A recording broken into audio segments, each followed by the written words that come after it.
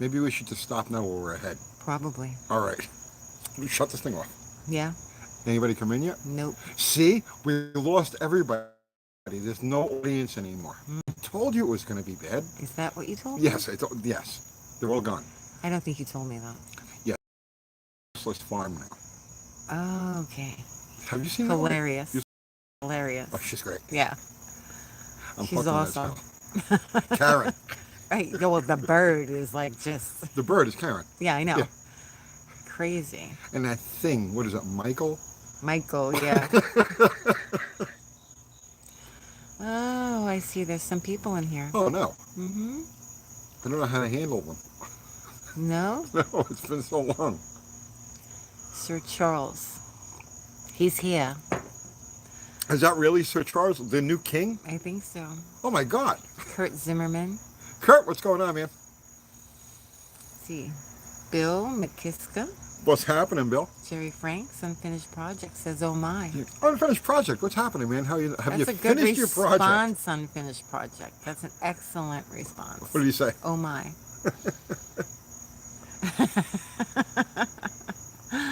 Have you guys seen Useless Farm? Have you checked this channel out? What's up, everybody? So why are we here?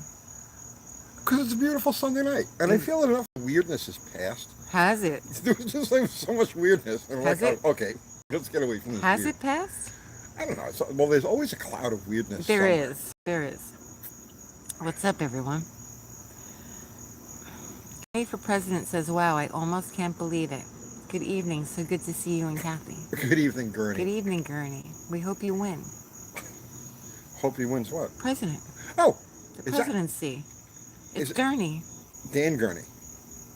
Sure. It's the dead. It's the Ghost of Dan Gurney. For president. Yes, he's come to do SCCA things. Yeah. Trans Am things. Let's see. Matt Guadagno says the world is insane. It is. Matt, what's going on? Mechanic. It is. That's my old Goomba from New York. Joe Brennan, what's up? He says, Tony, you look like you've changed. Have you changed, Tony? I've lost about 60 pounds, and I discovered a new religion or something like that, and yeah, it's all. I'm a completely different person. Oh yeah. And I get blood transfusions every morning. Every morning. Just to keep it. Yeah. What's up, Andy? Andy Wood? Yeah. Andy, what's happening, man? Good to see you alive. Where is Casper? How's Casper doing? I don't know. Terrence Seymour? Terrence, what's happening, man? So why are we doing this, Tony? You keep asking me. Yeah, I am. I am. What's up, Zero? Zero, what's happening, brother, man? Fubar? Fubar. You know? Yes? That Valiant. Which? What Valiant? No, never mind.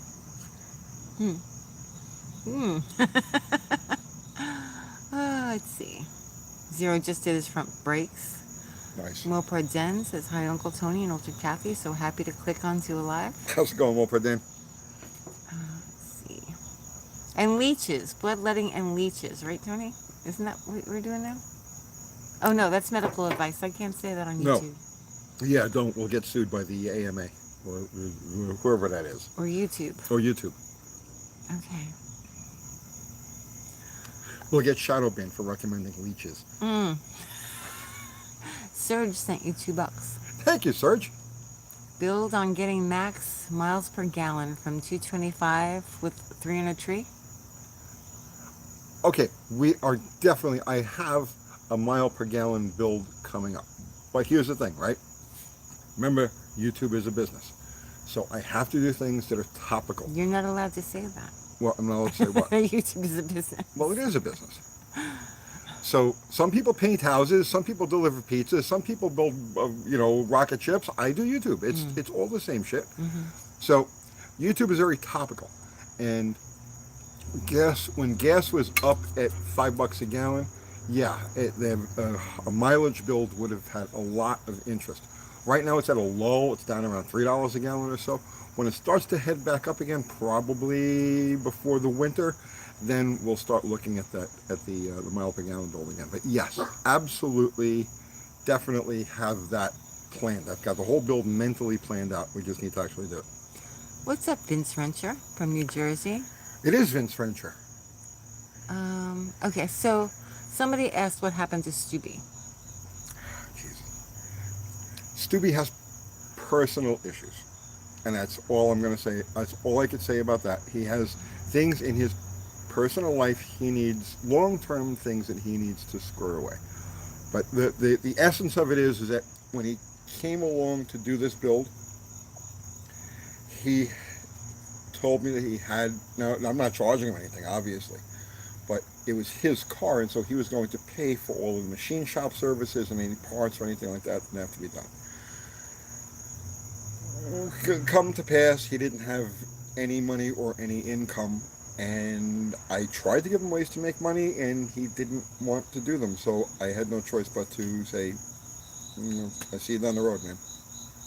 Joe K sent another $2. Thank you, Joe. It's Sunday night. It hasn't been Sunday in months. Oh, Thank you, Joe. Thank you. I appreciate that. Bill McKiska sent you $10. Thank you, Bill. Glad to see another live with y'all. Thank you, Bill. You guys don't have to bribe us. Yeah, It's nice. we appreciate it. We do appreciate it. Okay. All right, let's see. Let's see. When are you going to do the EV jump over the shark? As soon as Dodge drops off one of those things here. Oh, like you would use it? To jump over a shark, yeah. No, you won't.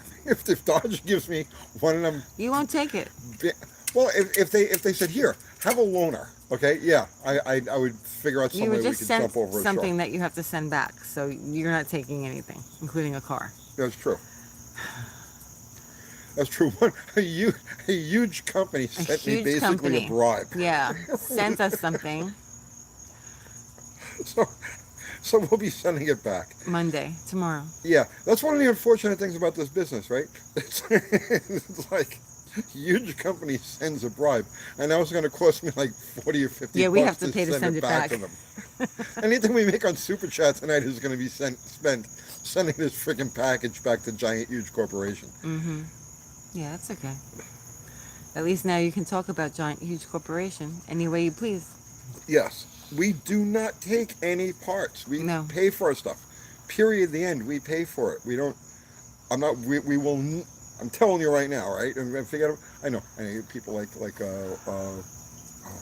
Freiburger or whatever it was. It'll always be free. It'll always be. And then, okay, no, we will never do that. You will never see an endorsement. You'll never see any freaking influencer stuff on our channel, and we don't take free parts. Period. The end. Let's see. It was a nice free part. Oh God, it's nice. Yeah, it's going back. It's really nice. Came in a nice big box. All right. This is how Satan works. It's going back. Thank you very much, but no thank you. All right. Kicking the Tires sent you $5. Thank you. Uncle Tony, what are some low buck mods for a 318 to get 450 to 500 horsepower? Yeah, no. You're not going to make, there's no low buck mods you're going to make to a 318 to make 450, 500 horsepower. 350 to 400 horsepower is very doable. Think of it this way, okay? Think of the 318 as a 5-liter Ford, okay? It actually has proportions that are very similar. Very similar. Port size, valve size. Actually, the 318 has a better combustion chamber, better valve angle. Just think of the 318 as a 5-liter Mustang engine, but a Chrysler version of it, and do those things to it. And what you can get out of a 302 Ford, you will get out of a 318 Chrysler. Ari's here. Ari, what's happening, Ari? David Leonard says, glad you're back live. I almost died, but now I started taking my cancer pill again. Thanks. Oh, geez, I didn't know you had cancer. Yeah. Are you okay? Oh, David, I Are you had doing no idea. okay? Let's see. I hope you're doing well, brother. Yeah. Okay, let's see. I'm very far behind. Oh, catch up. Hurry up and catch up. Uncle Sabo, I'm sorry, Uncle Sabo. John Sabo says, Uncle Tony, do you keep in touch with the Junkyard Jet guys? No, I don't. Let's see. Lazy Hole Ranch, what's up? What's happening? Tony, Kathy, you guys are always the best. We're delighted to see you all hanging out. Thanks for being here. Thank you. We appreciate you guys being here. Did Tony ever finish painting inside the house? When were you painting inside the I don't paint. No, that's me. I just built a cabinet. Hey, now wait a minute. Yeah, you go. Oh, that's true. That's true. I did. I built a... But wait a minute. I changed the garbage disposal. You did. You did a great Right? job. And what else Thank did I you. do? I did another job too. You changed the garbage disposal. Yeah, I changed the garbage disposal. And Wait, then when I was building the cabinet, you helped me put that one nail in. Because it was I put two nails, in. because they were very long going Okay. into the 2x6. Right. You know, you needed man strength. I needed man Your little woman strength wasn't enough to do it. Right. And I did the dishwasher. I put the dishwasher in. That was like 2 years ago. But I did You it. did it, yes, thank you. We appreciate it. I appreciate it. Scoob sent you $5. Thank you, Scoob. Hey, what do you think of the 1978 Malibu 3.3 V6, my current car? The 3.3 V6. Yeah. They had the 3.8. The 3.8 was the Buick, right? They didn't put that in there. Okay, that's the it's 2 cylinders hacked off of a 305. I had one. Do you remember the Malibu wagon we had? Yeah. Right. I had a Malibu wagon for a while. One of those V6s. They're good drivers, but honestly, you probably get better gas mileage and definitely better performance with a 305. You know, it's one of those. It's such an inconsequential engine. Paul Capizzola wants to know, how did the roof repair go? It's fixed. It's fixed. We got it done. I just have to paint over the fireplace now, but it's done. Oh, let's see. David Leonard says, I'm hanging in there. Last phase. Cell leukemia and small cell non-Hodgkin's lymphoma. Oh, we hope you get well soon. Yeah, man. Like I said, I had no idea you were sick. Thoughts are definitely with you, bro.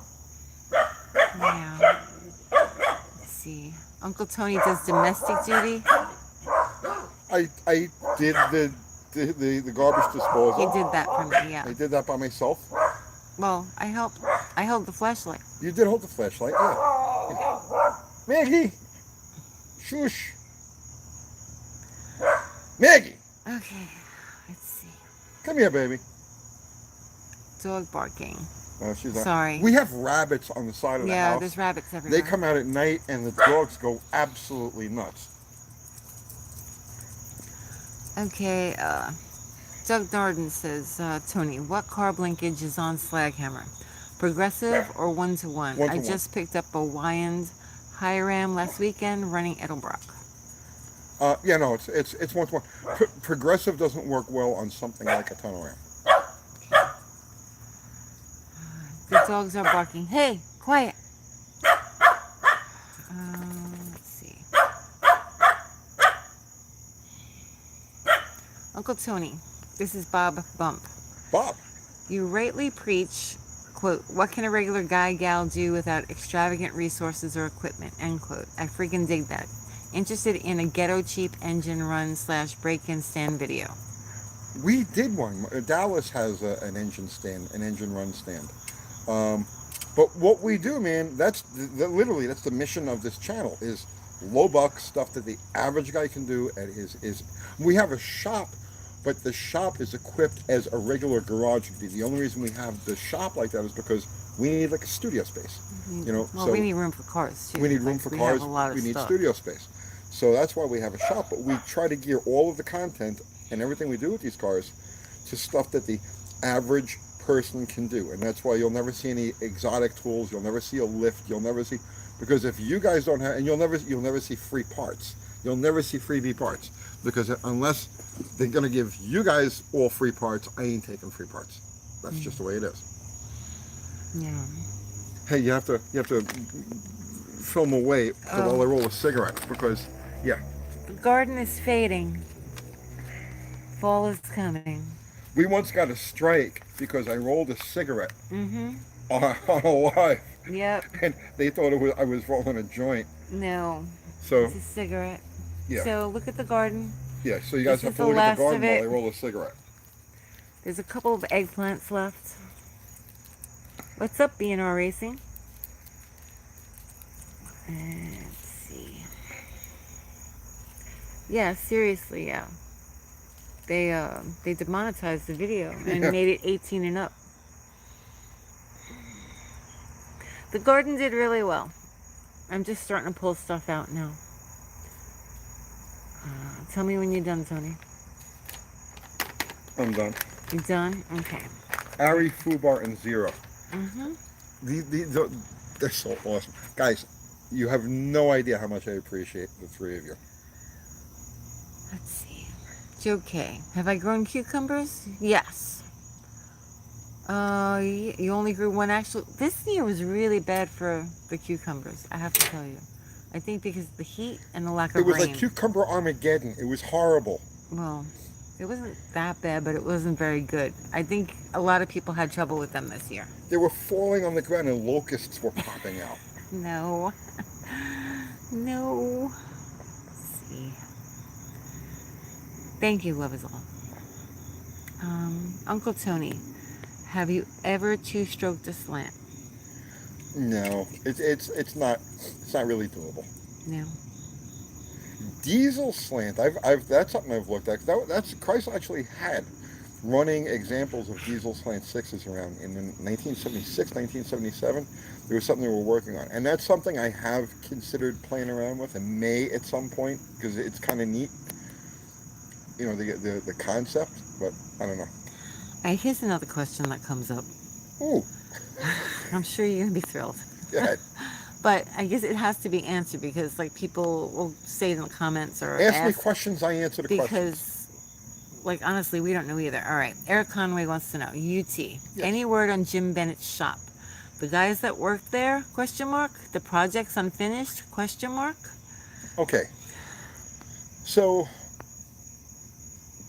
I heard that Jim had died during a Sunday Night Live. And Monday morning, like as the sun was going up, I went out to his shop and I filmed like a 2-minute video because I felt bad, you know. So I, well, somebody's got to do something. The video was out for about 3 or 4 hours, and his partner, this guy Joe, messaged me and he says, would you mind taking the video down until we let people, until we tell the customers or whatever it was. But somebody had already commented, one of his close friends, on his video, so it was out there. That's how everybody found out. Yeah. And I said to myself, there's something They really... gave details, too, as to what happened and everything. So it was one of his close friends that had put it. Right.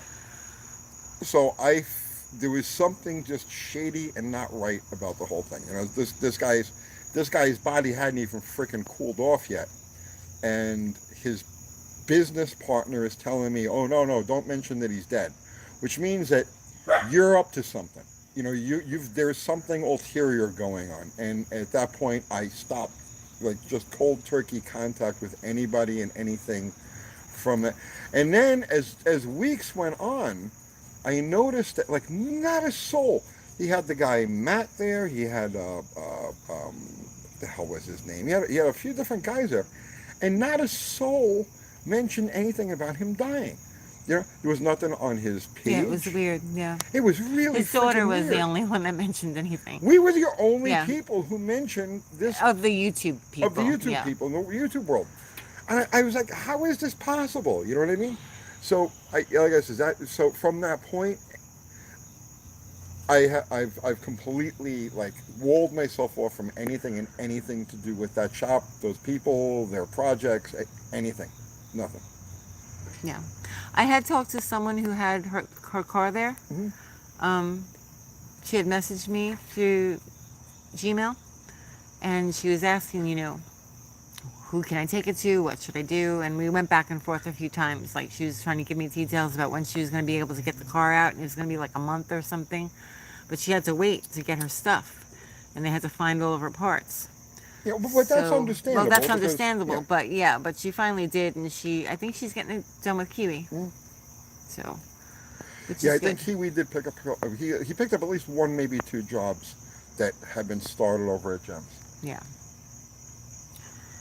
Okay. What else? Yeah, but that's it. Yeah, it's just too much weirdness. Too much weirdness. I'm allergic to weirdness.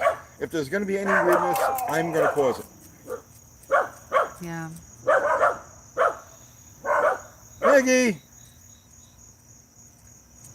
Crazy77 says, is asking me if I can ask you why Slant 6 engines sound the way they do. I think they sound like angry vacuum cleaners. All inline sixes do. Anything with that 153624 firing order, which is like all inline sixes, have that same sound. James Litaw, I don't know if I'm saying that right, Litaw. That clip you did for DD Speed Shop, 100,000 subs, was hilarious. Yeah, congrats to DD Speed Shop. They hit 100,000 subs. Yeah, congratulations. So yeah, that's actually how I always carry that thing around. That was just a shopping trip, and Kathy happened to be filming it. Yeah. How is the sick puppy doing? Screaming Seaman. Poppy? Poppy's okay. Is still going. She should have been dead like She's 10 still months ago. going. She's kicking along. She's doing really well. She's coughing a lot less. She's doing better. I mean, she's doing okay. She has her bad days, but she's doing all right. Yeah. Lately, she's been okay. Let's see. Mr. Blutarski. Gorgeous night here in Massachusetts. Just took my last top-down ride of the summer. Nice. It is gorgeous out. Oh, the last one. See, that's the nice thing about Tennessee. We'll have this weather. Like right now, it's about 80 degrees, 75, 80 degrees. And we'll have this weather almost until Christmas. Yeah, kind of. Pretty much. Yeah. What's up, Stang Lincoln? Stang Lincoln, what's happening, man? Let's see. How's DeSoto? He's hanging in there too. Cat. He's driving me a little crazy. He shits everywhere. Okay, he has a problem. All of a sudden, he started pooping everywhere. I don't know how we haven't gone in. Yeah, DD Speed Shop. DD Speed. They really are great people. Tub. That our son, John My DeFeo. offspring. What's going on? The best. Yeah, I've had to keep the doors shut because he was He like shits in the bathtub. going in the bathtub. I'm like, what are you doing? I hate cats. I hate cats. You know, I don't know why he's doing that. They don't belong in civilized. Okay. Tony, you and Neither Kathy do seem I, like actually, fun come to people think to of be it. around. Are we fun to be around? I'm not really fun at all. Not really. When can you meet our dogs? Sometimes they're fun to be around. Not always. Ask anyone who's been around us. My happy place is working quiet. Yeah, me too. Leave me alone. Yeah, you Or know I'll what I kill mean? you. Let me just work or I'll kill you. Right. Yeah, that's Uncle Kid. John DeFeo is Uncle Kid. It's my offspring. Mm-hmm. Let's see. Did you water your garden enough between the rain? Yeah, I did. But still, the heat was too much. This summer was really brutal. It wasn't that bad. We've Oh, it had was worse. for the garden. It was bad. It was bad. Like no matter how much I watered, like it was rough. Let's see. Let's see. Gotta say, loving your vids. Carbs take me back. Thank Laugh you. out loud. They're our future. All right. So Colleen Tebow was asking to promote channels and stuff like that on here. Are we still doing that? Are we promoting channels on here? I mean, I guess. Right? Yeah. I mean, if it's a valid channel and they're trying to get, yeah. Let's see. DeSoto might have a UTI. They go in weird places. Maybe. Yeah. I gotta take him to the vet again. He's gotta go because he's gotta stop this. Any new shirts? We have the I Hate Cars shirt. Yeah, we were gonna come out with another shirt, but then there was some commotion, so I didn't make any more shirts for a little bit. The one that was, can't you see I'm trying to work? Can't you see I'm working? Can't you see I'm working? Yeah. Or something like that. No. Yeah, I hate cars. So I didn't, promote anything. But the I Hate Cars t-shirt is available now. Let's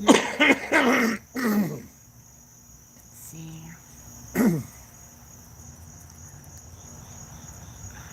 You want a t-shirt too? You're getting one on eBay. We don't sell our t-shirts on eBay. They better not be on eBay. We had somebody selling them on Redbubble. Yeah. And face masks. It's like, you asshole. Oh my goodness. All right.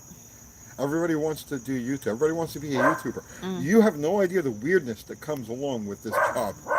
Yeah. Most of the time, I spend my time like taking care of unnecessary things. Let's see. Do you autograph them?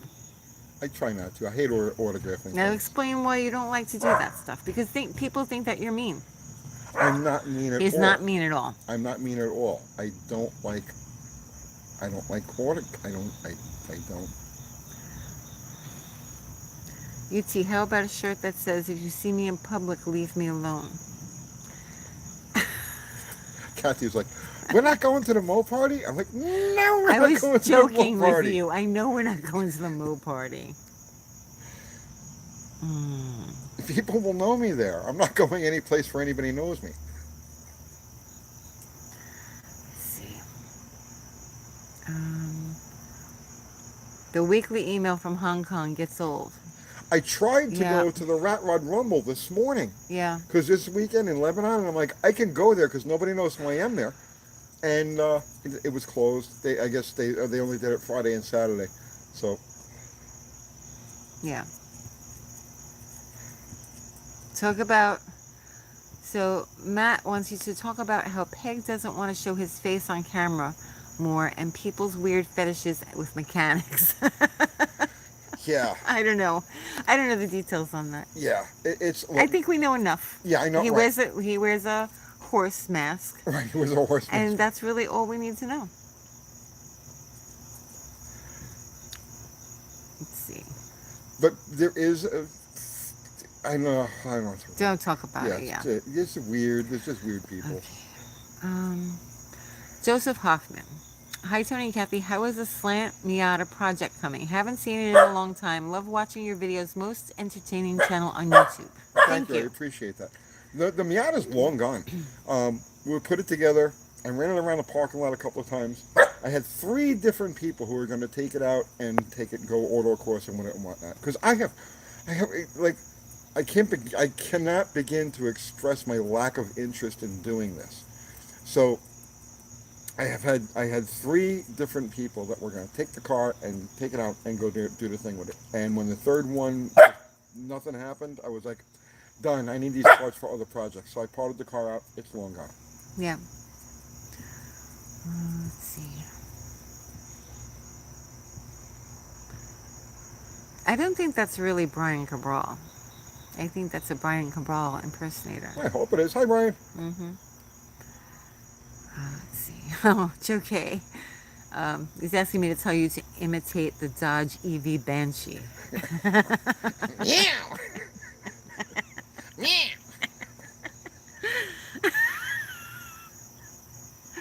Oh my goodness. That is the most cringeworthy thing that's ever happened to a car. I mean, it's like it just takes it to a whole different level.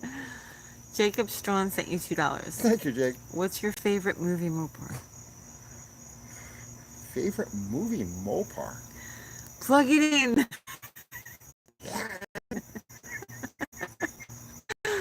Favorite movie Mopar? I don't really have one. Favorite movie Mopar? Do I have a favorite? Oh, you know what? Have you ever seen It's a Mad World?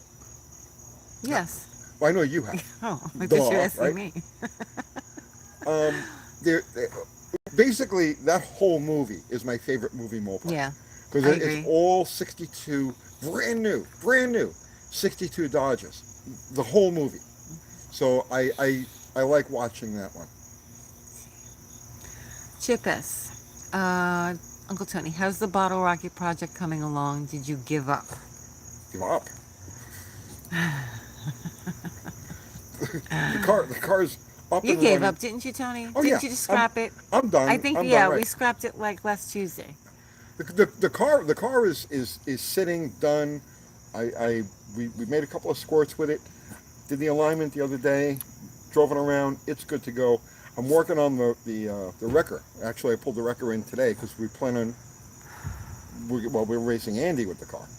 So whenever Andy is ready. So I started working on the wrecker today, actually, to get that thing ready to tow with, because that hasn't left the lot in over a year. It's just been sitting there. So and we need that to move this thing over to the shop. The wrecker? What's going to the shop? The Belvedere is going to the shop. Not my bicycle, Blue No, Thunder. Blue Thunder stays here, but the Belvedere is going to the shop.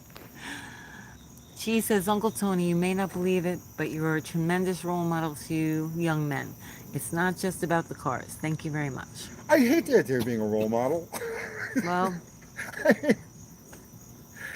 I'll take that as the compliment that it's intended to be. Thank you. Really, not a role model.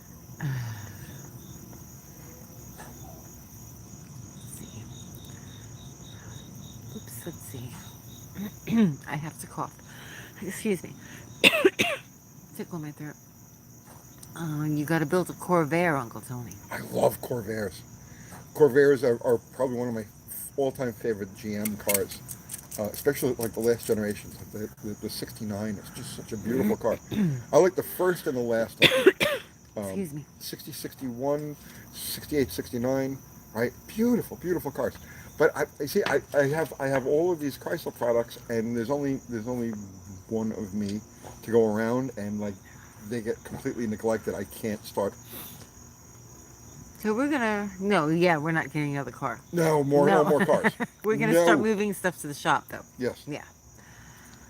All right. We have our cars built. The cars that need to be built. All right. So basically, these last. I'm going to say this like these last 2 years. It's been about getting cars together and ready to run. So, like for instance, Plan Z. Oh, they're digging. She's digging. Plan Z. We got the car together. We have it basically dialed in. It's ready to go. Now I stopped, right? Because I needed to devote my time and attention to Slaghammer. So now Slaghammer is done. So now that's out of the way. So now I need to devote my attention to getting Bottle Rocket back together again. Because what happened was I don't want to take a car out, and so you've got 3 or 4 different projects going at the same time, and you take the first car. The other two are in flux, right? And you take the first car and you have an issue with it. Now all of a sudden you have to focus on the issue with that car to the expense of the other cars. So this last, I'm going to say 2 years, has been about building. It's been about putting these different cars together, taking care of their major defects, their major flaws, and then putting them off to the side to get the next one done. So now we're done. This year saw all of our projects get in, hit the key or hit the button, fire it up. All right, the basic tune is good, the driveline is good, the converter is good, all of the stuff is good. Now we can start actually going out and running them. We're not. I can explain it to you. You got to just take things when you're a micro operation like we are. You have to take things one step at a time, or you're forever mired in. So that's what we're doing. And now Bottle Rocket is turnkey. The next phase here is the wrecker. I got to get the wrecker ready. I got work to do on the trailer, and then we move forward from there. But we're not building any more cars. The only exception to that is this. And this isn't really a build. This is going to be a mule, because there are so many different things. Originally, I was going to do an injected nitro motor in this thing. And you know what? That's so done. That's so over. It's in the past. So it's been sitting. Right. Times change. Yep. So it's been sitting here, and without any direction or purpose. So now what I'm going to do is I'm going to use this car as a mule. So, because we talk about all of these different things, like we do all of these different theory pieces. but I have no way to actually quantify things, like a dyno, right? And I don't want a dyno. Why don't I want a dyno? Because you guys don't have a dyno. I can have a dyno right now. Mustang dyno. Mustang would send me a dyno. I don't want a dyno. You guys don't have a dyno. You have cars. So what we're going to do is we're going to set that thing up. I'm building a few different engines for it out of stuff that I've got laying around here. And we're going to wire this car for every bit of what would it call it? Telemetry? Well, that's the word I'm looking for. We're going to wire the car for everything so that this way we can carefully measure changes that are made to the car. So it's not a project car, it'll be a rolling test bed. Sounds like fun. Yes.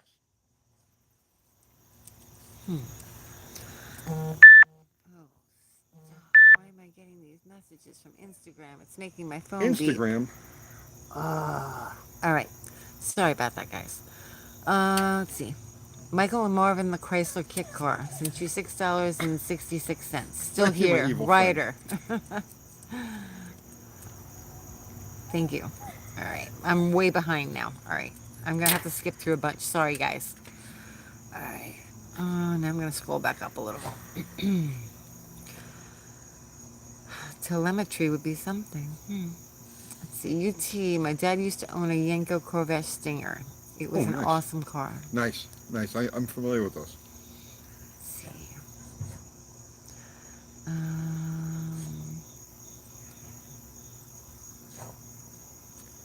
What? That had that 6-into-1 exhaust that did this at the back, I don't know. right? I don't know. No. Build the injected nitro motor for Slag Hammer. No. As soon as Al was done playing games with the car, I get it back. I have things I'm going to do to it. But yeah, it's all good. I already got plans for that car. Zero. Kathy, not a role model shirt idea. Not a role model. I want to do what was it? Again, I can't remember. Can't you see I'm trying to work? Or can't you see I'm working? Can't you see I'm working? I want to wear that one. No, can't you see I'm trying to work? Can't you see I'm trying to work? Yeah. Let's see. Role model. Yeah. Let's see. I Dakota. could use this as a bad example. No, you're fine. Dakota. You're a fine person. Tony, does Bottle Rocket feel a good bit faster or about the same? Dakota's asking. About the same. Different. Definitely different, but about the same. Okay. The first time, what we filmed, so people were like, well, why'd you take it from a roll, right? Well, the first time, Kathy didn't have the. Yeah, I was trying to film, and I was actually just taking photos because I was using my phone. But the first time I took it from a dig, and we pretty much ran it almost off the road. Yeah. That was because she definitely got a little crossed up there. Mm-hmm. So I says, I'll do it again, but I'm going to do it from a roll because there's just no traction out there. So that's why we did it from a roll. It was so bad you apologized to me. It was pretty hairy. Yeah, that's pretty bad. Yeah. And I was like, okay, it's fine. Yeah, we came real close to mowing the grass. I've been in so many situations like that with you. It's just normal. Yeah. It's like, it's okay. Do you remember that drop from Fountain Avenue? Oh, sure. You remember that? Yeah. What street was that on?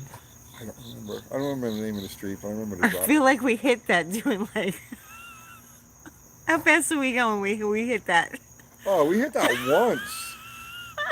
Wait a minute, you're talking about the dip at the end of the drag? No, when we were leaving, there's that drop. Running from the cops. Yeah, running from the cops. There's that 90-degree drop. Yeah. What street is that?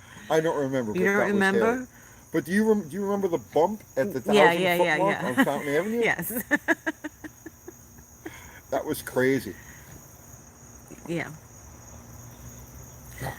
I hit that one so hard that I hit my head. I was what the hell was I driving? You couldn't run a fast car out there because you couldn't run a fast car out there. And when you raced at Fountain Avenue, you only went as far as it took that there was a clear winner. Okay, so if you had let's say you went out 400 feet, 500 feet, 800 feet, however, whatever the distance was, if there was a clear winner, if you had a gap, okay, or close to a gap, you just let off. Because it was just mutually understood that you don't want to go all the way. Yeah. Because when you go all the way, Well, that's where people would get killed at the end, right? Yeah. People were, yeah. so because if the race was tight and you actually had to drive it all the way out, there was a dip at about 1,000, 1,100 feet, and you're hitting this at like 100 miles an hour. And there was one time I hit that dip. It was a tight race, and the left lane was, I think it was the left lane was worse than the right lane, whatever it was. I had the worst lane, and when I hit that dip, my head hit the roof of the car. Yes. Boom!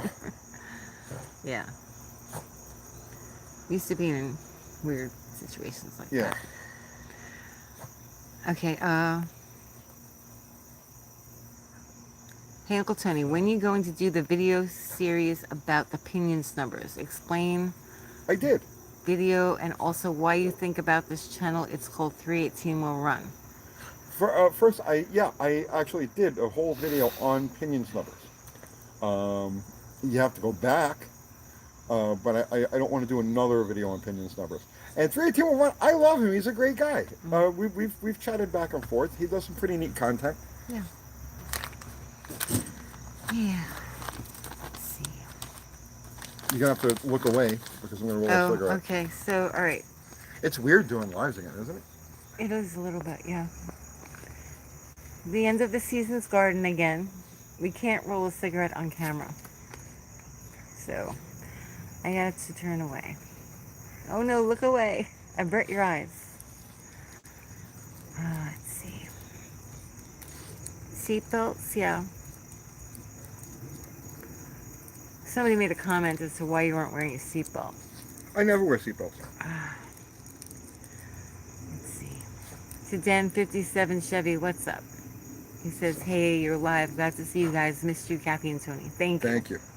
I wear seatbelts at the track because, well, you know, you're at the track and it's kind of required, so you wear a seatbelt and a helmet. Right. But I literally never wear seatbelts on the street. I would rather take my chances with the windshield. Oh, Tony. All right. Well, think of all of the stuff that I've never. That's I a ride fine car. motorcycles. Thank you, Zero. You know how many motorcycles I've crashed? No seatbelt there. Right? So I'm not going to Yeah, worry my about garden channel, yes. I don't have it. time I am the crumple zone. for a garden channel. It's so busy. Yeah, the dogs are digging up grubs. That's what they're doing. They're digging holes. They make a mess this time of year, every year. Let's see. Charlotte Quillen's asking me, do you have any idea on why all of the worldwide drought and flooding? No. No. No. I do, but I'm not talking about it. No. Let's see. Osti Spumanti. That's a good name. My Dodge Murata hot rod is coming along. Nice. Very cool. My friend Paul Antonis had one of those. Still does. Does he still have that Murata? Yeah, he does. Okay. Yeah, those are nice cars. Beaumont resident. What are the signs that an accelerator pump is failing in a 4-barrel Rochester Carb? Look down the carb, open the throttle, and make sure you have 2 full streams. From the instant that the throttle is moved until you stop moving it, you should see 2 streams of fuel. If you don't, if there's a gap there, then it's on its way out. BB says, trivia for Tony. Yes. You ready? Yes. How many 71 340 Super Bs were made? I have one. Oh, God, that's a great car. I have a 73 340 Roadrunner. You know the 340 was a step-up option because the 71 Super B, the 383 was standard, and you had to pay extra for a 340. How many were made? I'm going to say under 300. I'm thinking around 275. Charlotte's yelling at me. About what? He asked if you just had any remarks on it.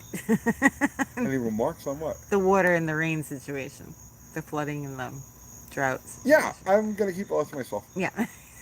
So no, I'm sorry, No. Charlotte. Yeah, let's see. Let's see. hmm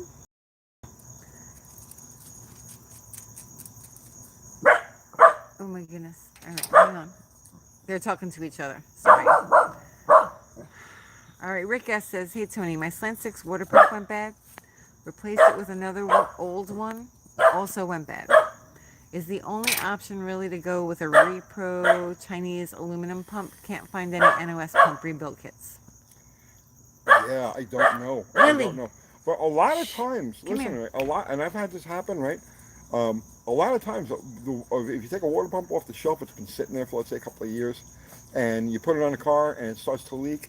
I've found that if you just stay after Good it girl. for Good girl. a couple of days, the leak will stop. It's like the rubber kind of dries out, but as you use it, if it's a good quality rubber like they used in the old days, a lot of times it'll come back. So don't condemn it immediately. You just give it a couple of days before you shit can it.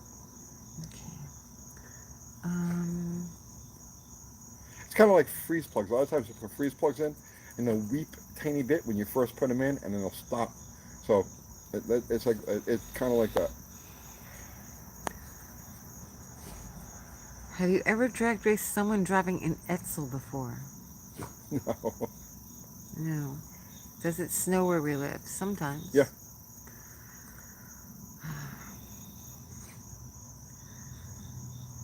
We live in Nashville.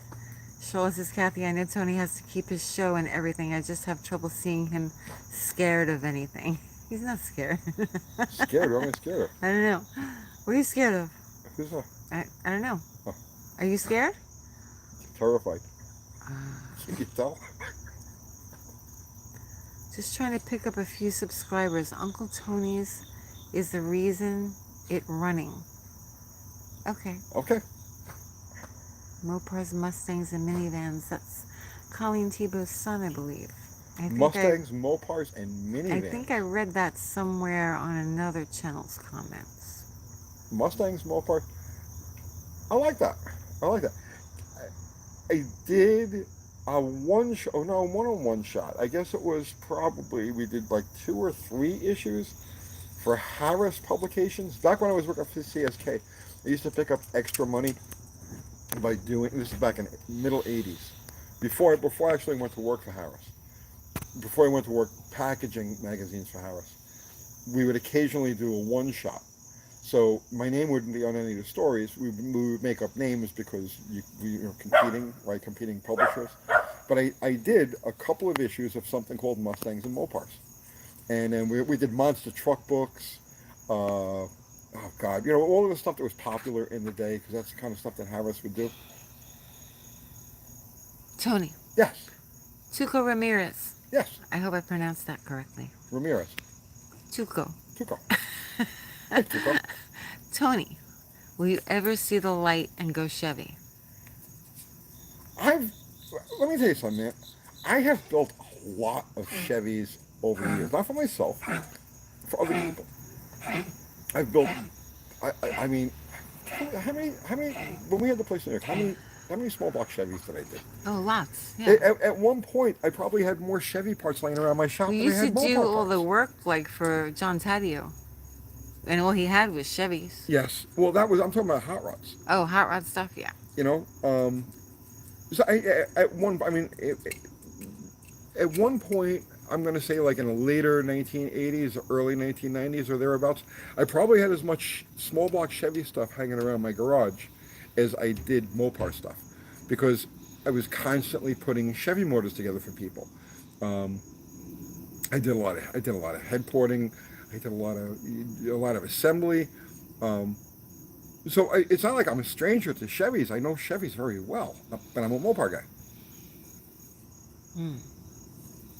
We've had Chevys. We've had a couple. I had a Monte SS. We had that Malibu wagon. The S10? Oh yeah, I had a slammed S10 when I first moved here. Yeah. Yeah, We've had a few. I've had several of them. I thought the Monty SS was one of the best cars we ever had. Absolutely was. We drove the crap out of that thing. Let's see. Uncle Tony scares me when he talks about EVs. Funny. Have you ever gotten involved in any LS motors? Joe K is asking. I have not, but I would love to. If somebody was to come to me and say, hey, I have this car and I have this LS and I got the cash to actually put it together, and I don't mean cash to pay me, but I mean cash to buy the parts and whatever needs to be, right? Yeah, I would dive into it in a heartbeat. I used to, before YouTube, LS Fest was one of my favorite events. That was one of those, I'm not going to miss LS Fest, because I love the energy of the LS crowd. Has the best energy of anybody you're going to find in the world of cars. And I used to love going to LS Fest. And now you start doing YouTube now, and it's like you can't go anywhere because, it's like people just... Well, so I stopped you going. can't go anywhere. I can't go anywhere. Right. Other people like to do that. Other people like doing that. Right. Other people like being celebrities. I do not like being a celebrity. We know. Thank you, Hemihead68 says, glad to see you all back, Tony and Kathy. Thank you.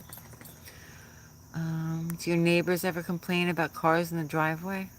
No. No, we have the least cars out of anybody in this block. Really. Let's see. Do you ever drive your green Duster? Mm-mm. That No. car's been sitting. The car hasn't moved out of the spot in Yeah, it's here. 2 years now. Well, because we got a lot going on. The last time we drove that car was when we went down to see Steve Harnell with the Ford, the Aero Ford. Did we take that? Yeah, we took that. We did? Yeah, that was the last time we drove that car. Oh, it was over a year ago. 2 years ago. 2 years ago? 2 years ago. Oh, jeez. All right. Wow, time flies. When is the Dogs Eating Cheese channel going? Well, there's only one of me. I can only do so much. And since I have to build cabinets and stuff like that, I don't know. I don't know. I'm thinking about it. I'm thinking about some things. We'll see. 2 years passes quickly. Yeah, it does. Time flies. Any ideas or plans for any off-road builds in the future? See, that's another one, right? I would love to do something off-road.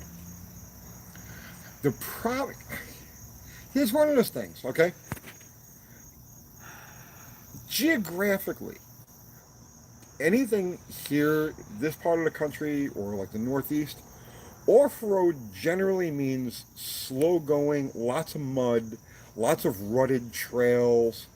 It's not the same as like if you're on the West Coast, where you've literally got the earth, right? For as far as you can keep the hammer down, you can go, right?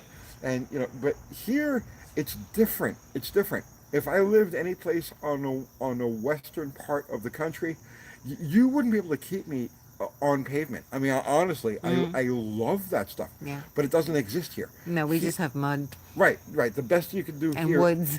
And woods, right. Mud and woods. Yeah, so it's like, hair scrambles on motorcycles is about as close as you can come to what they do out on the West Coast. And, we don't have that. There's no place to do Baja type of things here, Okay, Mexican Spec. Yes. Tony. Yes. Are you going to the No Name Nationals? No. Okay. Let's see. No, Andy and I are racing sometime in October. He's going there for a test and tune. I don't even think he's got his truck back yet. Yeah, they're still working on it. They're still working on it. Yeah. So he's got his hands full. But he's gonna go there to test and tune, and then we're gonna get together afterwards, sometime in October. It's complete. The date and the location is up to him. Anthony Anderson says, advice for reusing a cam in an engine that has sat for 20 years.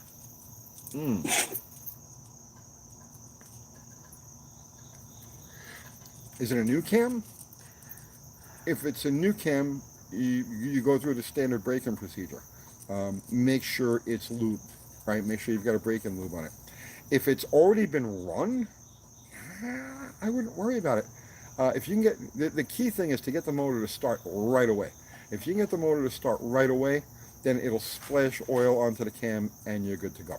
Short of doing that, you got to take the intake manifold off and actually lube the cam. I would take my chances. If it's already been run, it's already been broken in, I would take my chances on just getting the thing to fire right away. Cold War Motors, what's Cold up? War Motors, what's happening, man? Says, hey guys, love the bit you did for DD today, carrying around your 100K sign. Haha, cheers. I do that anyway. That's my thing. Yeah, Anytime always. I leave the house. I was going to have it put on a chain, but Yeah. Kathy said it would be pretentious. It's a little too over I the just top. carry it under my shirt. Yeah. Yeah. Oh, funny. Mike Fredericks. Hi, Tony. Did you ever get to work with Gray Baskerville? No, I talked to Gray several times back in the 80s when I started doing magazines. I loved his work. He was a great guy. Everybody who I know who knew him worshipped him. And like I said, I had several phone conversations with him way back when, but no, I never got to work with him. Okay. Raining Slant 6 with a Chance of Cannonball says, welcome back, Tony. Really been missing your lives. Handled Kathy, good to have you back as well. Thank you. Thank you. Thanks for coming back. You have a little weirdness for me. There's some weirdness. Yeah. There's a little weirdness. A little weirdness. There's a lot of weirdness. A lot of weirdness. Have to blow over. Had to blow over, all right. Let's see. You want to move out here to Moab and we'll go hit the trails? Oh, man. Yeah, listen, I'll tell you what. We can't. We got kids. Yeah, I got kids, and I love Tennessee so much. Yeah. If at some point in my life I can get to where I can travel like that, then yeah, but no, I'm here, I'm home, I'll die here. Is Uncle Crystal still making T-shirts? We're still making T-shirts. We're still making T-shirts. We but print them. She's been busy with her business and with the kids, and we just don't want to add any more pressure to her. Yeah. Yeah, Cold War Motors is in the house. Let's see. Mopars, Mustangs, and minivans. What do you think about a misfire when the 318 is cold? Your recent carb video helped a lot. Just misfires when cold. Thoughts? It depends on the type of misfire that it is. Is it very abrupt? If it's a very abrupt misfire, that's an ignition issue. It could be a weak plug, it could be a weak wire, it could be a weak coil. If it's a more subtle miss, think of it. I should actually do a video on this. Okay, so I want you to think of it this way. If the misfire hits like this, like that, okay, that's going to be an ignition misfire. If the misfire hits more like this, that's going to be a mixture misfire. That's going to be a lean condition or a vacuum leak or something like that. A misfire, you could tell by the tone is the wrong. You could tell by the way a misfire presents itself whether it's going to be ignition or fuel vacuum related. Remember the one that Mrs. Landy had? Remember that? That drove me crazy. It drove me crazy. I know. That was crazy. Let's see. Big Belly Racing. Uncle Tony, which car will get the Moroso tack? Okay, I was going to put it in Bottle Rocket. Maggie. But I'm going to be honest with you. It's too heavy. I am so hyper weight sensitive with that car. It weighs 2,944 pounds with 2 gallons of gas, the battery, all ready to go. I am so hyper weight sensitive with that car, I can't see putting that big heavy tack in the car. If there's no tack in it at all, I don't really need a tack in it. Oh my goodness. So that tack is going to either end up in my 68 Roadrunner or this car. Okay. Hemihead 68 since you 1999. Well, thank you. Thank you, you two, for just the great videos. I've learned so much watching them. You are a wealth of knowledge, Tony. Thank you. I appreciate that. Thank you. Let's see. Oh, Maggie, quiet. All right. So glad you're back, both of you. Thank you, Iceman. Thank you. How many kids do we have? 2. 2. We love Tennessee too. You love Tennessee too? Tennessee's pretty cool. Not to worry, Dakota is back. Gas cleans everything. Yes, amazing one. Mopar Tony, what's up? Cheers, the Hemi Olds. Do you all go on dates to the drive-in, your classic cars? No, but the only drivers we have here is Sonic. Yeah. Let's see. 340 Duster says hello from Louisville, Kentucky. What's happening, man? Went to Mo Party in Bowling Green, Kentucky Saturday. You need to try doing it next year. No.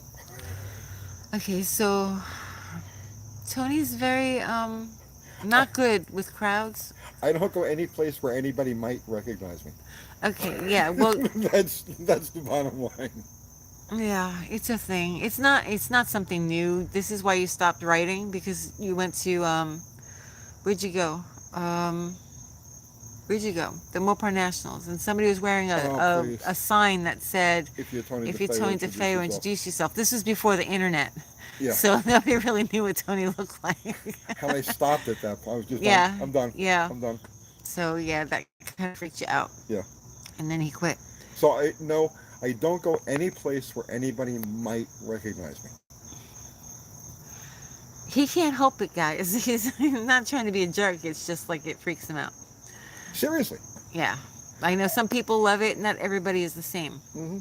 So he's not trying to be mean or anything like that. It's just Well, okay. Let me put it to you like this.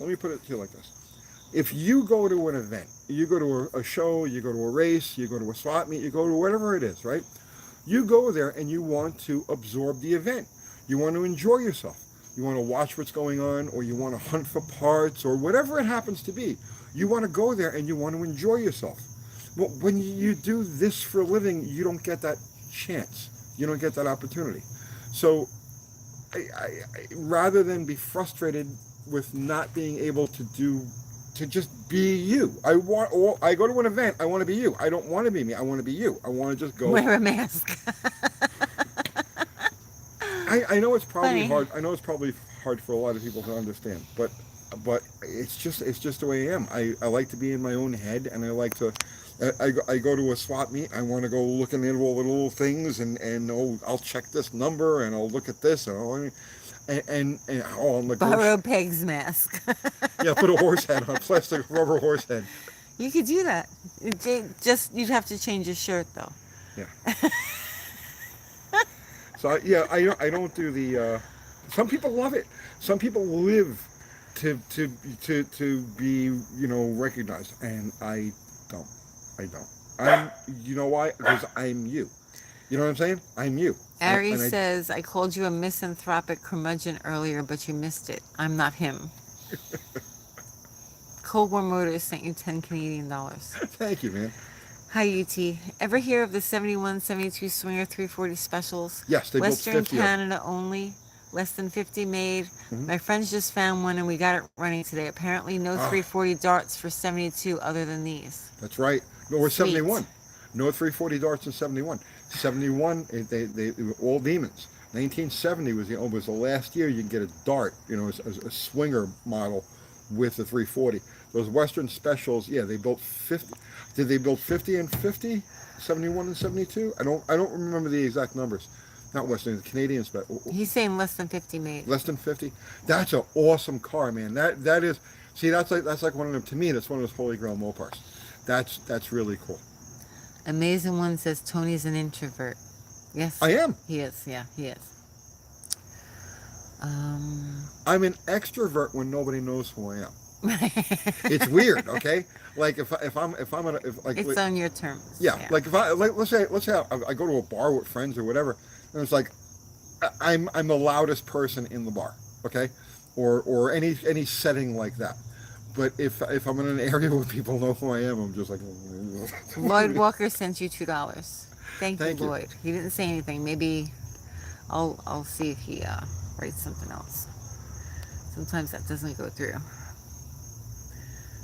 I totally get that, Uncle Tony. Good to see you guys back. Thank you. Let's see. Most empaths like you don't like crowds and fusses. We're okay in crowds. Like we went to the fair. That's fine. We go, like we take the fine. granddaughters. We go to like fairs and events and stuff like that. And yeah, I'm totally okay with that. I enjoy that. Like I wish we could kind of go. See, I don't want to go to like the Mo party to just go to the Mo party, but like it would be nice to take the cars to the track, you know. Yes, I know. And not like feel pressure. There's always pressure. It takes all the fun out of it. Right, it does. It takes all the fun out of it. It takes all the fun out of it. It's like, Seriously, you guys have like no idea. You guys have no idea. Like, I used to live to go to the track. Okay, I used to live for it, and you go and you have an idea and you try the idea and it doesn't work and it's like, okay, well, I'll try something else. It's called experimentation. Well, I'll tinker with this. I'll play with that. I'll do right. whatever it happens to be, right? And it's like I used to literally, I lived for that. It was awesome. Okay, but then you start doing this, right? And every single thing you do is under a microscope. Everything. And it takes all the fun out of it. It takes absolutely there is zero fun to be had. You're saying get a fake beard and mustache. Zero fun to be had. Yeah, and once you take the fun out of something, then you kind of don't want to do it anymore. So, yeah, there's that. I mean, we could, like when you were with the magazines, you were able to rent tracks, so you could go do that. We used to have track. Yes. Yeah, you used to have days where you would just spend by yourselves, like right. at the track. This is something a lot of people don't understand. Yeah, experimentation. Back in the 80s, when I was doing magazines the first time around, we had the run of Englishtown. Englishtown was 22 miles from my front door, and because we had an advertising trade-off deal, so anytime we wanted the track, it was ours. So Tuesday morning, wake up, go to the track, and literally spend the entire day doing nothing but making passes and playing around. There was I can remember one time, Kathy, I don't know if you weren't there, but I know you've heard the story. There was one time when I had my Mustang, right, when we were running the Mustang. When the kid, Anthony was a baby. Yeah. So I was home with him. She wasn't able to go to anything. There was one time when I had my Mustang, and there's no exaggeration, okay? I spent the entire day making 60-footers. Yeah, just launching the car. Just launching the car, okay? I used an entire roll of their timing tape, right? And the timing, they back in, I don't know what they would use today, but back then it was a roll of paper, a roll of paper like this, and it got fed through the timing, through the printer, and that's how you get your time slips. I used literally an entire roll of their time slip paper just making 60-footers. So this was my life for a long time. So you're spoiled, basically. Oh yeah, you're spoiled. Yeah. So when you can't have that, you're like, ah. Yeah, we'd go to the track with 2, 3, 4 cars. Yeah. And it's just like, knock yourself out, just all day, just make runs. And that's why, like people are like, well, you don't get to the track very. Because I lived at the track. When I tell you that I've made thousands and thousands of runs. I think that we would go more if the cars weren't under a microscope. Yeah. Obviously. Like we would have had stuff sorted out really quickly if everything wasn't under a microscope. Everything's under a microscope. And even if we don't tell anybody and we go, somebody's going to film it and somebody's going to say, did you see? Right. So it's like, and most of the time it's like, the greatest thing I've learned about YouTube or learned about the world. Look away. Okay. Looking away, he's rolling a cigarette. Is that people misconstrue things in ways that you would think Well, they do it to live. are not even fathomable. Some people do it deliberately, but others do it just because that's what they believe. Like they make stuff up in their minds. Like they fabricate things and it's like, that's not even close, guys. Like what you're saying is like not even close to reality. But somehow you've put two and two together and that's what you've come up Right. with. And I'm like, wow, this is like bizarre. But yeah, you're like CNN, right? Something like that. Right. But like once you're on this side of it, like you really realize you done Yeah. how much that happens. It's like the game of telephone. When people, start the game of telephone in the fifth grade, it's like, okay, you tell this Right. person this and this, and at the end, it's like nothing that's even remotely close to what it started out as. So, And it sucks all the fun out of going, because ultimately that's all I want to do. I want to have fun. I want to experiment. But yeah, that's not YouTube, that's people, yeah. if you go back to those days when I was doing this stuff full time in the 80s and into the 90s, and so I would make on average 200, 300 passes a week at the track because we had the run of the track. And then I was street racing like 7 nights a week.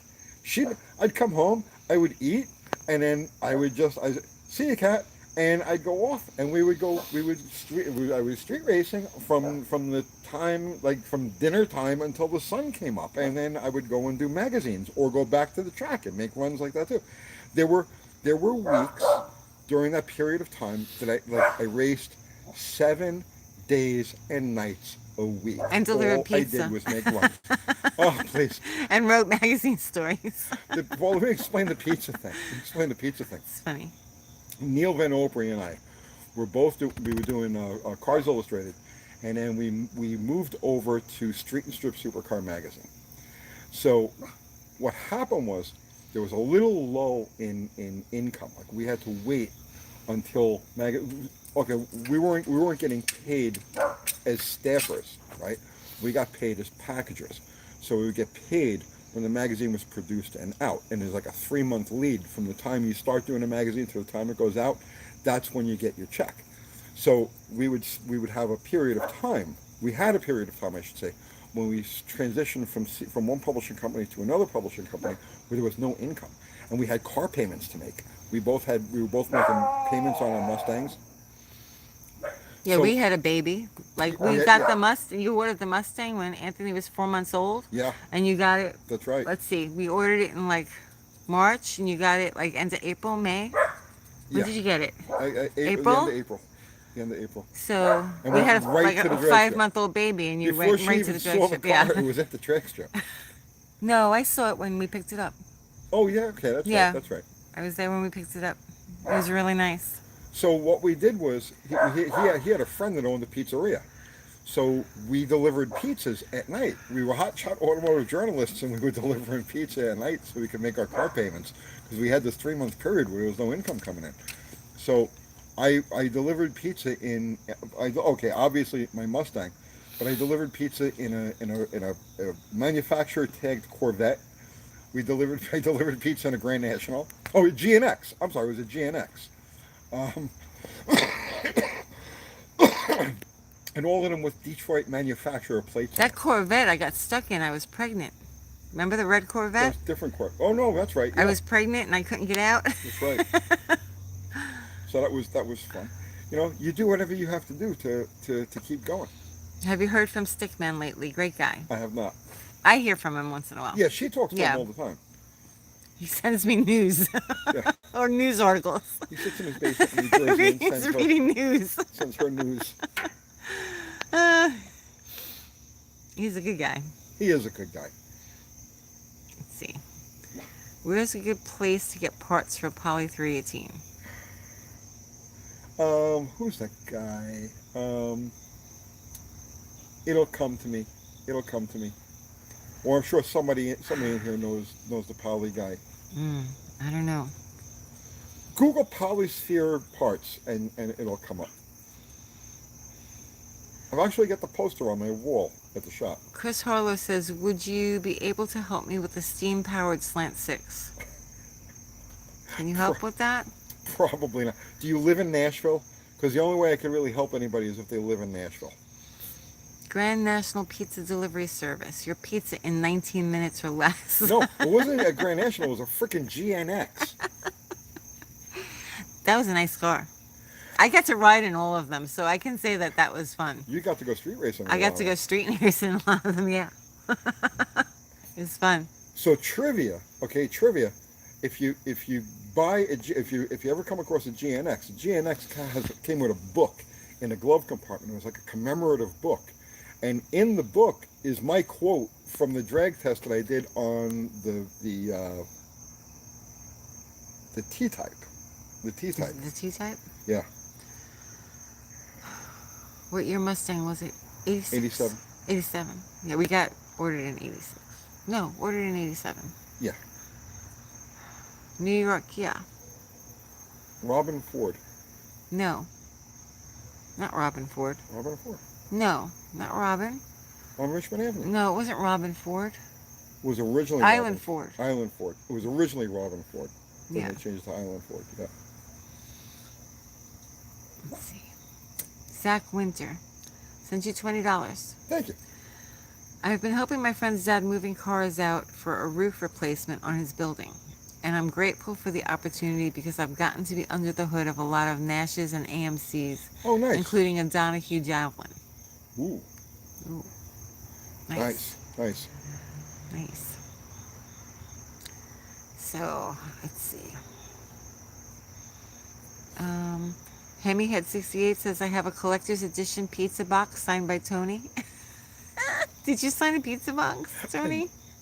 I don't know. I might have. Every day is a blur. Tony must have been the fastest pizza delivery guy in the area. Those are fun times. It was fun. It was fun. Not so much pressure. There was Just no fun. pressure. Yeah, there was no pressure. just fun. There was pressure to perform, but it was all internalized. Right. You know what I'm saying? And the hate mail that you would get, you would just throw into a pile. Nobody would read it but Cliff, right? Funny. Old Barn Shop. Greetings from Iowa. Let's see. Bob Thompson. My favorite Mopar was a 1971 Chrysler Imperial with a 440. Did you ever deliver pizzas while street racing? We would street race afterwards, and that was like the regular routine. We because like I said, this lasted for about 2 or 3 months. We, between, but yeah, we would do our thing. The pizzeria would close at like 10 o'clock at night, whatever it was, and then we would go from there to wherever the action was. And there was always, back in during that period of time, between Brooklyn and Philadelphia, Front Street, right? Yeah, you used to go to Philadelphia. There was always a spot. Every 7 nights a week, there was a spot to go race, and we would finish up delivering, and then we would go street race. And then we would be in the office in Manhattan first thing in the morning, banging out magazine articles. Stuart Bontrager? I don't know if I said that right. Are you taking Bottle Rocket to the track before your grudge match? And if so, will we get to see it run? Yes. And no. Yes and no. Oh, we're not telling anybody anything, right? Right. It may go to Mexico a time or two, but no, not until we race Andy. Let's see. Jay Malone says, which one should I buy? 1970 Scamp with a 360 or a 7340 Swinger? I would get the Swinger. 7340 Swinger. Yeah. Yeah. The Swinger. Let's see. JPE Nobody says, I just picked up a 1972 Dart Swinger, factory 318, air conditioning, but drum brakes.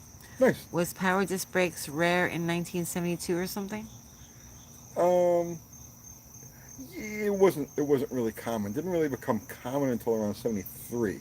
72 was the last year I'd say you got there's probably a 60-40 mix. 60 drum brakes, 40 disc. And then you get to 73 and it's more like like that number kind of reverses itself. But that's what Kathy drives every day. A Yeah. manual drum brake Mhm. 72 Swinger Yep. with the 360 in it. It's fine. It's a good car. Yeah. Uh, Richard Strach Messerschmitt Inc. says Bottle Rocket is excellent. Thank you. Let's see. So, we're not going to say anything else about Bottle Rocket. Probably not. We're just Okay. let's just play it by ear. What's up, Lobo GTX? He says. I do miss the 4-speed. That I have Yeah, I seen know. comments that said, that was the car, right? No, that it was a stick. Yeah, some And people are disappointed. I do miss that aspect of it because coming off the clutch on that car, very very violent. Coming off the clutch on that car was fun. But on the flip side, this converter is really good. It's enjoyable, and the rear suspension is loving it. It's absolutely loving it. I have never felt a B body launch as cleanly as that thing does. Joe Brennan says Bottle Rocket is going to win! Exclamation points. It's going to take a lot of luck. I'm going to tell you that right now. I know what I'm up against. It's going to take a lot of luck. I'm counting on Andy. Casper is so much more of a car or a race vehicle than Bottle Rocket is that I'm counting on Andy making mistakes. I'm counting on him making, which is why the terms of the race. Now remember what the terms of the race are. Okay, the terms of this race. This is $5,000, one run off the trailer. So there's no test and tune. There's no nothing. You take the car off the trailer.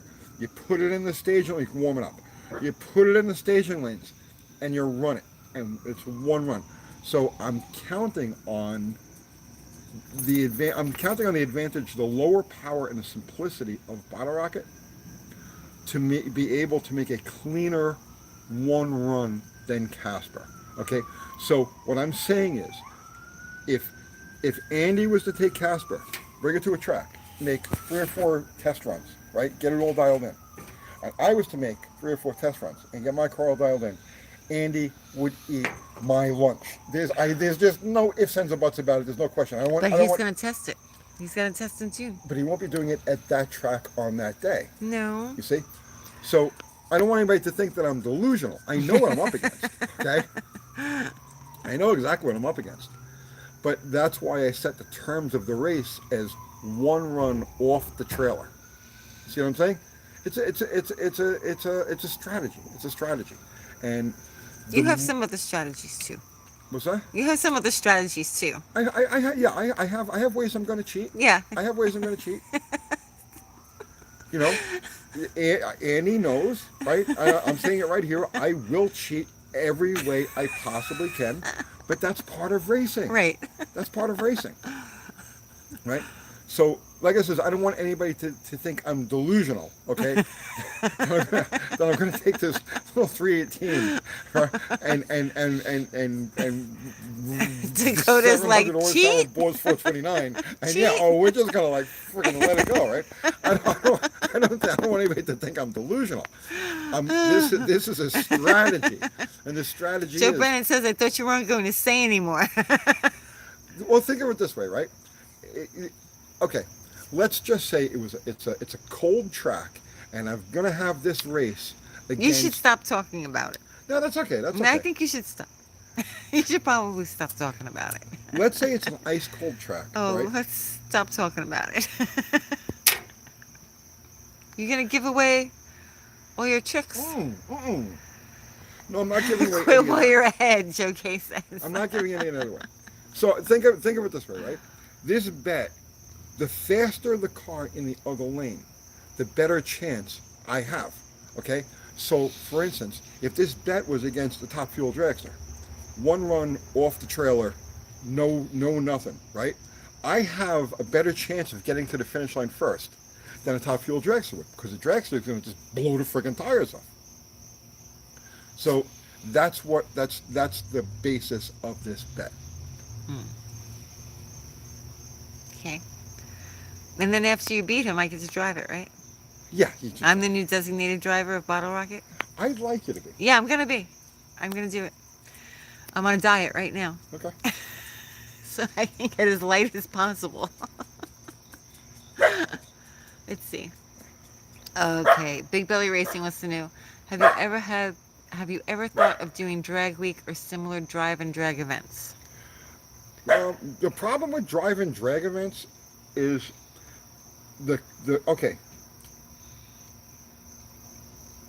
It takes so much to do it. Yeah, you really have to commit. You have to commit to the car. You have to commit to the event. You have to commit to equipment. You need really good equipment to do one of those drag and drive events successfully. That, now you can do it on like a bracket race on a lower level, right? Um, but mm, there's a possibility. There's a possibility we may look at doing something like that in the future. Mm. What car would you do that with? We'd probably have to build one. Get another one? The car Another would have to be car? set up for a drag and drive. Or one of the cars that we have? So for a drag and drive, Yeah. okay, for a competitive drag and drive car, Mm-hmm. you need an overdrive transmission. You need a substantial power adder and an engine that's going to live with that power adder and still be able to cover 1,000 miles. Right. You're talking about top of the line stuff. And that's the reason why I don't really look at anything like that right now. Okay.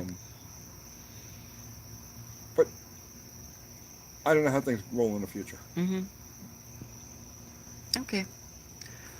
Let's see. Okay, so Smoky Ram 3 says, Tony, will the Belvedere ever be a future video, even like years into the future? No, as I said before, we were It talking about probably this before. wasn't here before. I've the whole idea of doing an injected nitro deal with that car is gone. I don't have the desire to do it. It's past. It's in my past. So we're going to use that car as a mule, and I'm It's putting fair. together a motor, trans, everything is going together now at the shop. So all I have to do is just bring this car over there, give it a good cleaning, paint a couple of things, and then plug the drivetrain into it.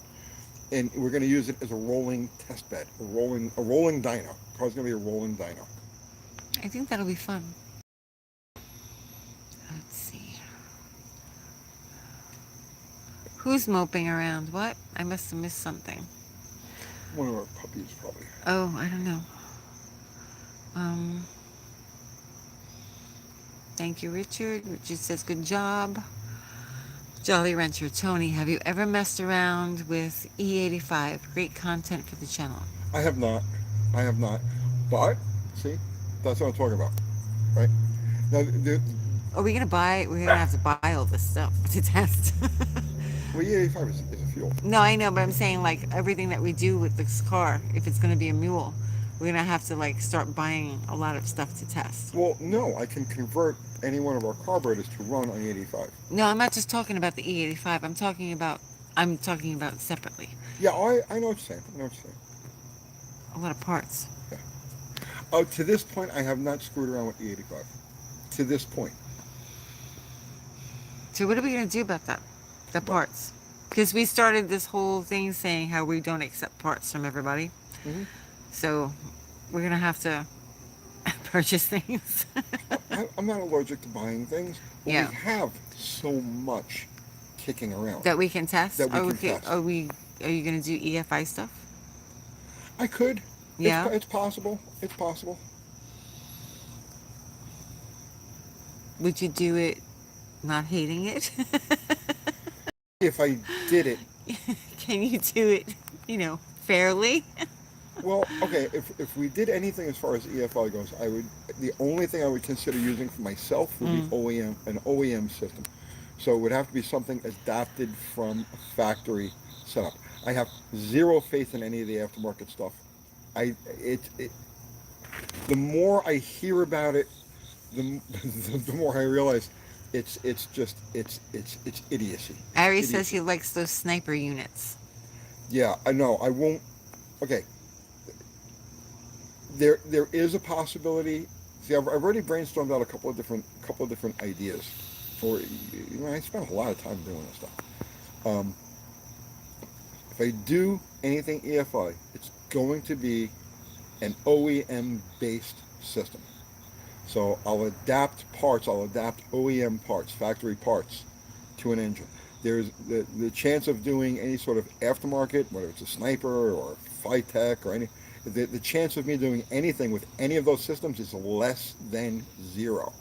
But there is a possibility of adapting a factory setup. But why wouldn't you try it just to show what the actual results are? Because you're not, getting one for free. People would say that I was biased because I am a carburetor guy, I am a points guy, and right away it's going to come off that I'm biased against Yeah, but it. the people that get it for free are biased. So it goes both ways. I just don't want to deal with it. I don't want to deal with it. Okay. Franco, what's up? Franco, what's happening, man? How's the garden? The garden is fading, but it's still pretty. Still pretty. Let's see. Um, let's see. Mixed Up Boss and David Vizard lurking in the background.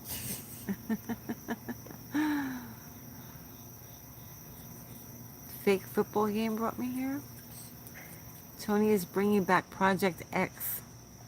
Very, very, yeah, Similar? yeah. Okay. So I have on the stand at the shop right now is a complete 361 motor. I just need to go through it because it's been sitting for years. So I'm going to take it apart and just make sure everything's good there. But here at the house, there's at least enough parts to build 2 or 3 440s and 2 or 3 383s. So I'm going to put together a couple of different levels. So I want to put together a completely bone stock 440. Like when I say bone stock, I mean exhaust manifolds, right?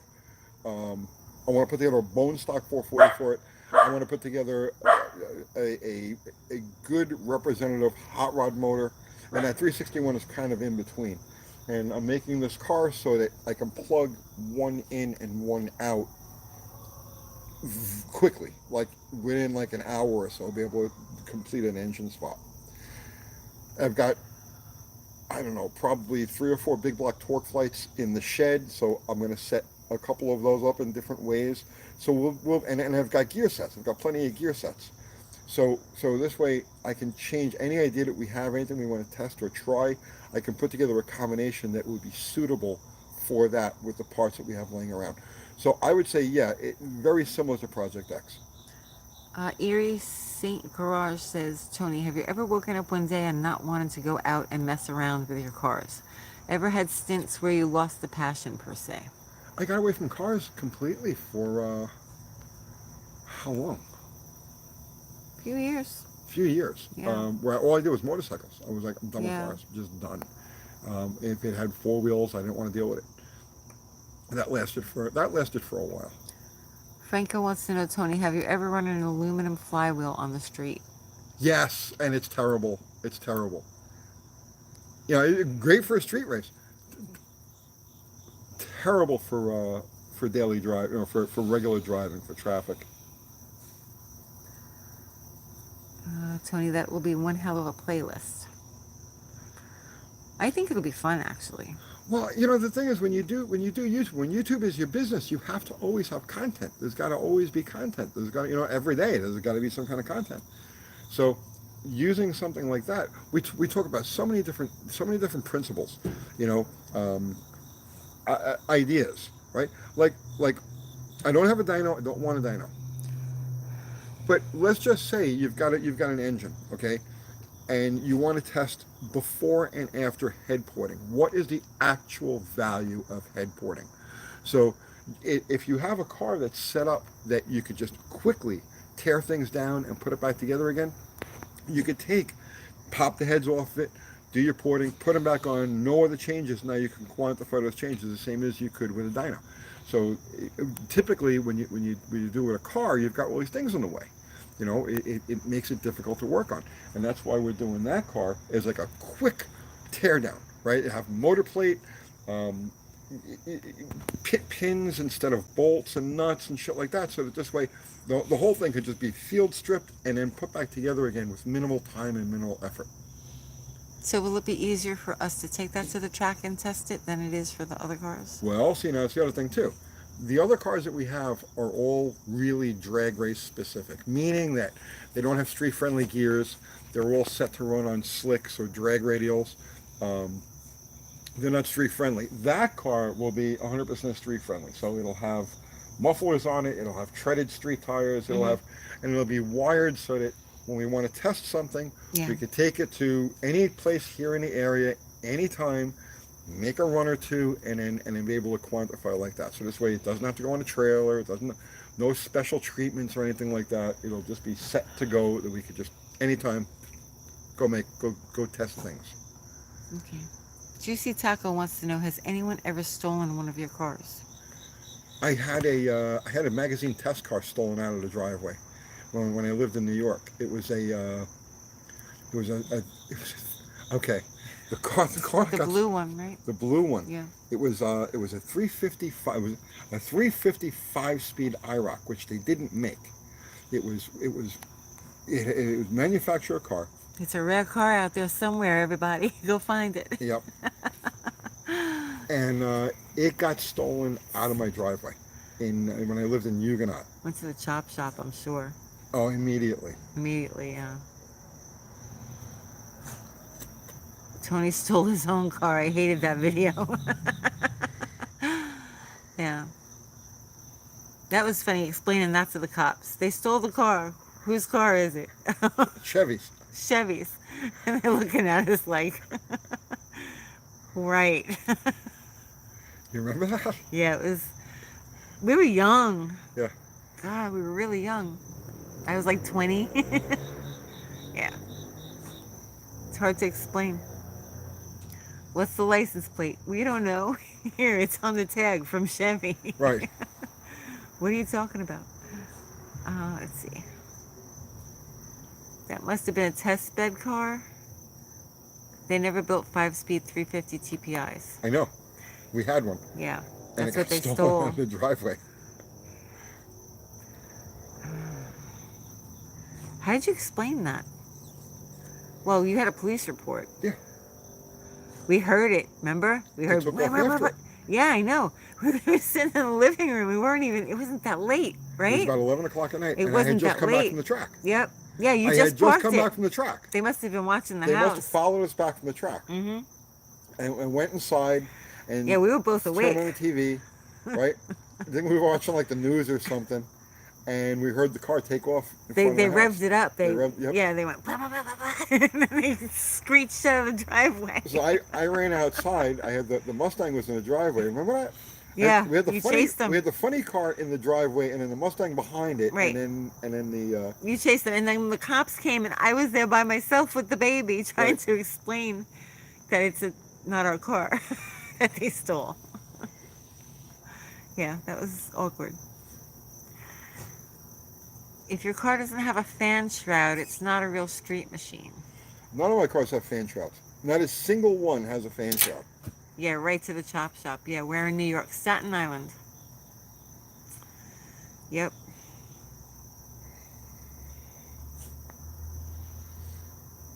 Keep up the awesome videos, Dylan says. Thank you, man. How much to build a factory spec 440 Interceptor? I don't really know what you mean by that. You mean just a straight-on rebuild? Not a whole lot. I mean, if you have the parts, if you got the basic parts, you got the block, the crank, the heads. Yeah, I mean, you could probably do it yourself if it doesn't need a lot of machine work. You could probably do it yourself for around $2,500, $2,500. Franco says, Tony, you had a funny car? It was Fireball the Monza. Fireball Monza. It's in the picture of our house. The street Yeah, shot. Yeah. If you go, A picture of her apartment. yeah, if you go to what is that? Google No, it's New York City tax photos, New York City tax photos. and it's 358. No, Yeah, that's Canton. I'm sorry. 350 Edge Grove, 824 Edge Grove. 824 Edge Grove Avenue. Yeah. Go to New York, right? Yeah, exactly. So go to New York City tax. What is Photos. it? It's Tax New York photos. City tax photos. Right. 824 Edge Grove Avenue. Yeah. Okay. There's a picture of the There's car. a picture of a funny car in the driveway. Yeah. That was her apartment. But And the then I had Mustang that- wasn't there. I had that Challenger too. Mm-hmm. Yeah. What was that? That was a '70 Challenger. There's a Virginia Twister. Mm-hmm. Funny. Uh, Conrad Francis, hey Mr. Tony, are you going to come up to Englishtown anytime soon, or are you just going to stay away with how the new ownership is running the track? There is no track There is in no Englishtown track anymore. Yeah. It's they have a drift track, right? Yeah, they do drifting and stuff. Let's see.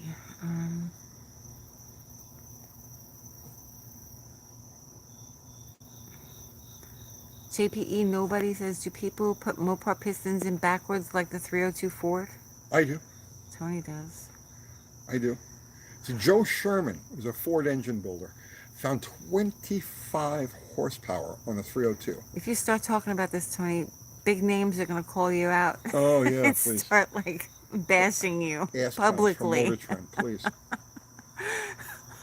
Please. Joe Sherman found 25 horsepower. Joe Sherman didn't know what he was talking about, apparently. Right, of course not. On a 302 Ford. It's more effective on some engines than others. And on the Ford motor, yeah, very effective. Yeah, someone will refute that. What is that? I don't know. What is that noise? Is there something climbing on the roof? No, I think one of the dogs is messing around by the gate over there. All right. Let's see. Yeah, it's Spider-Man. It sounded like Spider-Man. Is that picture before or after you got shot in the bar? What picture? The picture of the house on Edgegrove. Oh, before. That was pre. Yeah, that was pre. Yeah. That was about the same time. That was a great apartment. It was. We should have That stayed was- there. So I built a 426 Hemi in the kitchen. I built an iron 426 Hemi in the kitchen of that apartment, and the landlord's kid, Anthony, right, who pops on here occasionally, he was 16 at the time. I was like 20. He has Mustangs now, you know. Like 25, 26. Yeah, well, and a yeah, shop, an auto shop in Staten Island. You were very influential. Yes. Excuse me, DeSoto.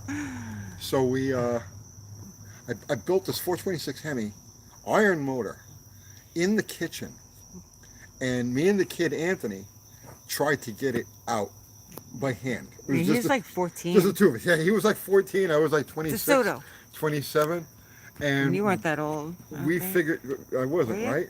I don't think so. Yeah, Less maybe than 25, that. Yeah. whatever it was. I was in my middle 20s, and we decided You're that like we were going 24, to. Now we had 25. to get it out of the kitchen, so we decided that we were going to manhandle the 700-pound hunk of cast iron out of the kitchen and down into the driveway so I could put it in a car, and we broke the porch. We got the Oh my we figured, well, God. we'll just move this thing a half inch at a time until we get it out there. And that was the plan, half inch at a time. And we did it. We were moving it. We were getting it out there, right? Half inch at a time. And then it just got to a tipping point. His father. And it just boom, and it broke the porch. Ah. He was actually good with us, considering, what we used to do. Yeah, well, it was so outrageous that it's like, here's the thing, right? If you're gonna do stupid stuff, Oh, DeSoto, get if down. you're gonna do stupid stuff, this is a life lesson to you younger guys, okay? If you're gonna do stupid stuff, do it big. Do it big. Don't do little stupid stuff. If you do little stupid stuff, people will just get mad at you, okay? But if you do it You're being an annoyance. right, you're a nuisance, okay? Right. But if you do it big, okay? You're a spectacle. Right. Like for instance, okay, you've got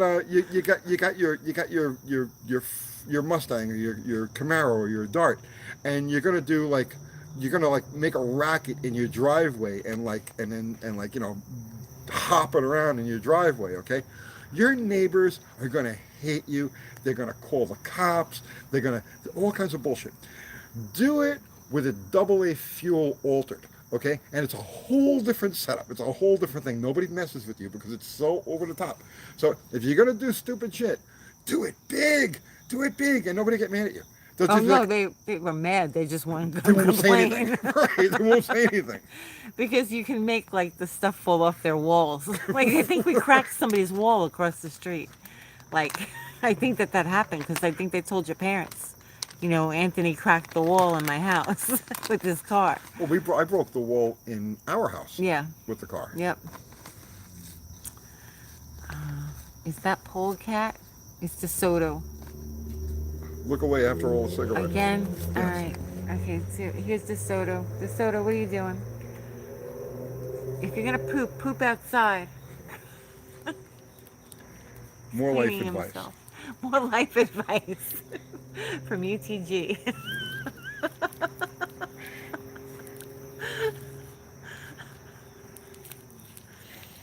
Look away. Yeah, Tony can't roll a cigarette on camera. They make it 18 and up. So, yeah, 18 and over content, right? What are you doing, DeSoto? Cleaning himself. Okay.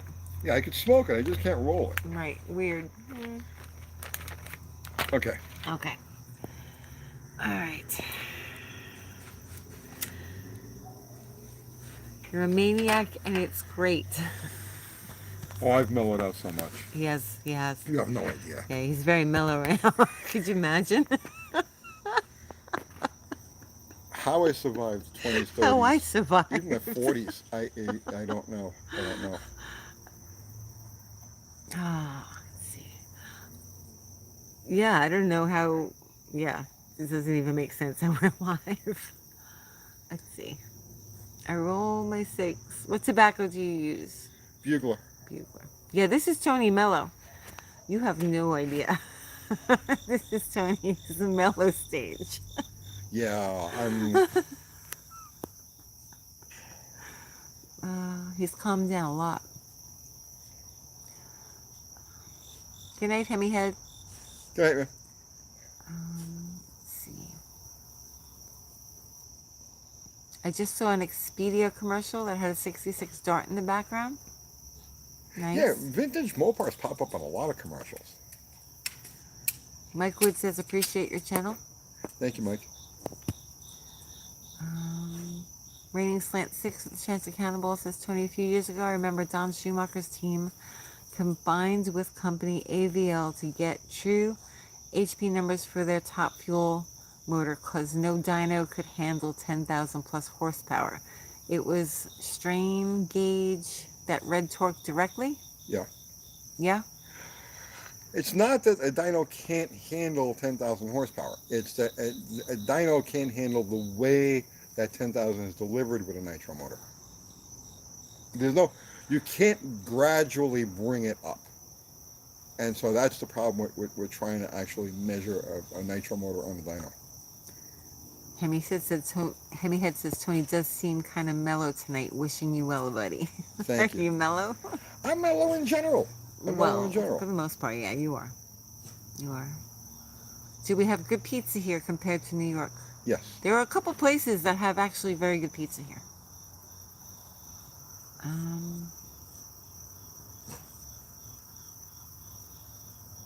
Let's see.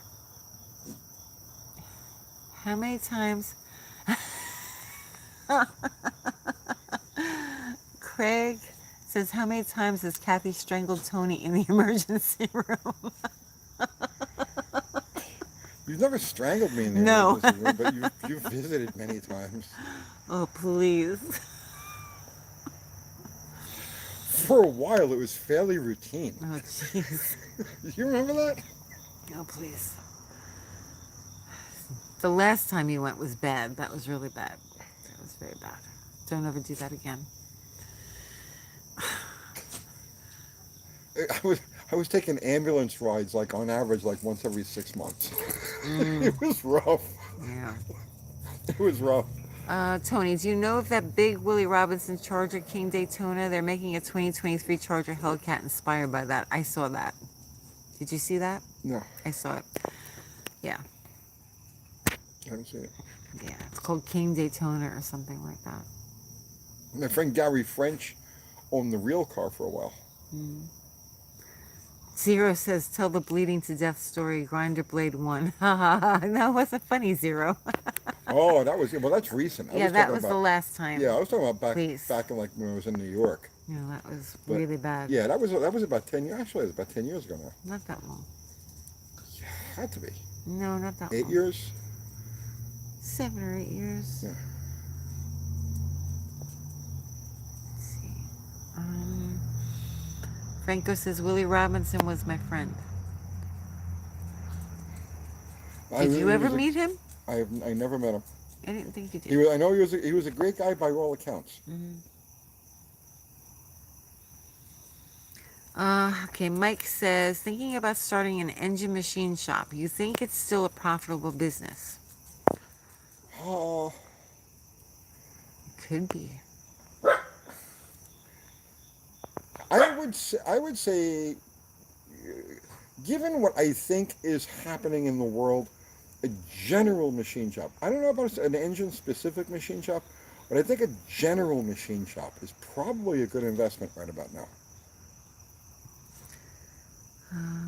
Vern Rosenberg says, glad to see you and alive again. I enjoy your channel. Thank you. Franco says, yes, he was.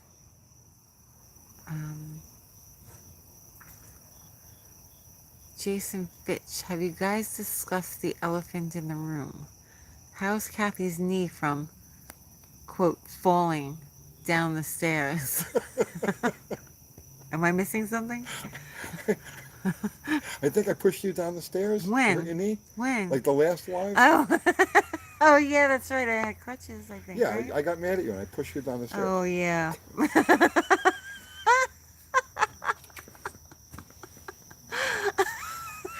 Draw Kathy from the train.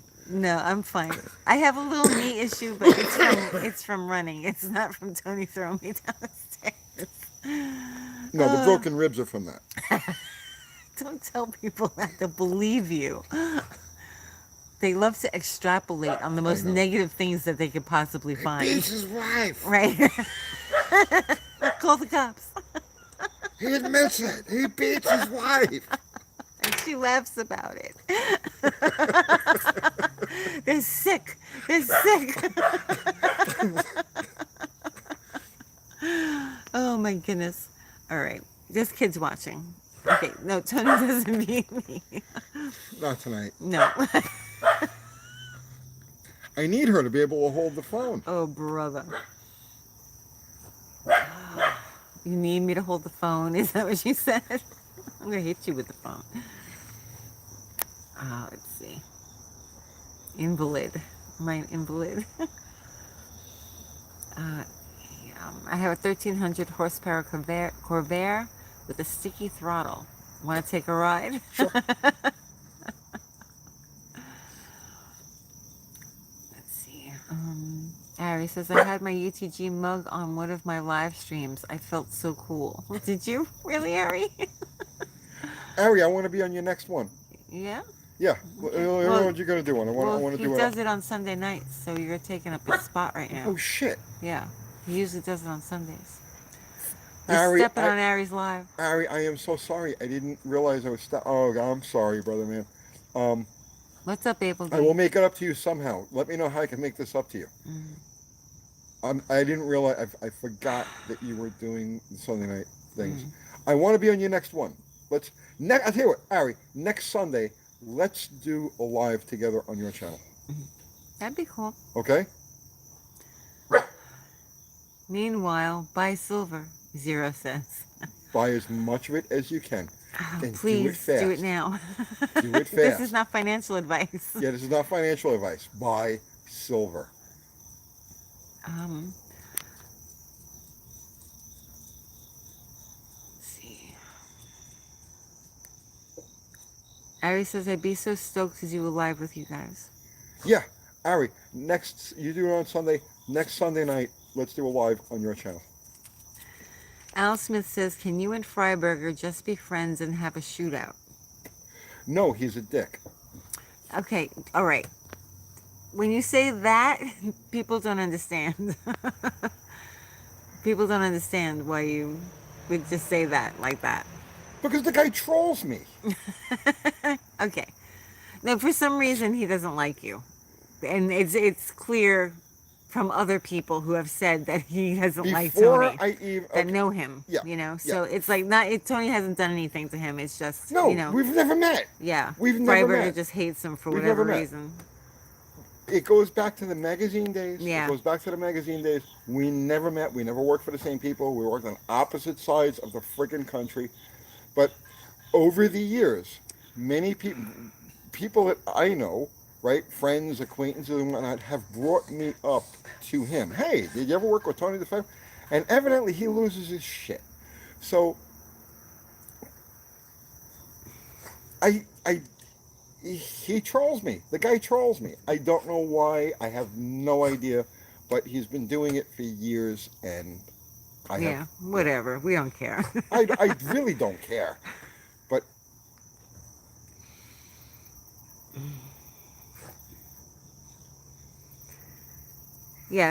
so we wouldn't really want to be involved in any of that. No, I have no interest in being involved in anything having to do with any of the establishment. Really, who wants to deal with that? Right. I do YouTube. Yeah, we have to deal with devoid of establishment. Right. We have to deal with regular trolls and stuff like that. We don't need, right, people to work with that want to troll you as well. Right. That's quite annoying. What about Vice Grip? He's doing his thing. Yeah, he's doing his thing.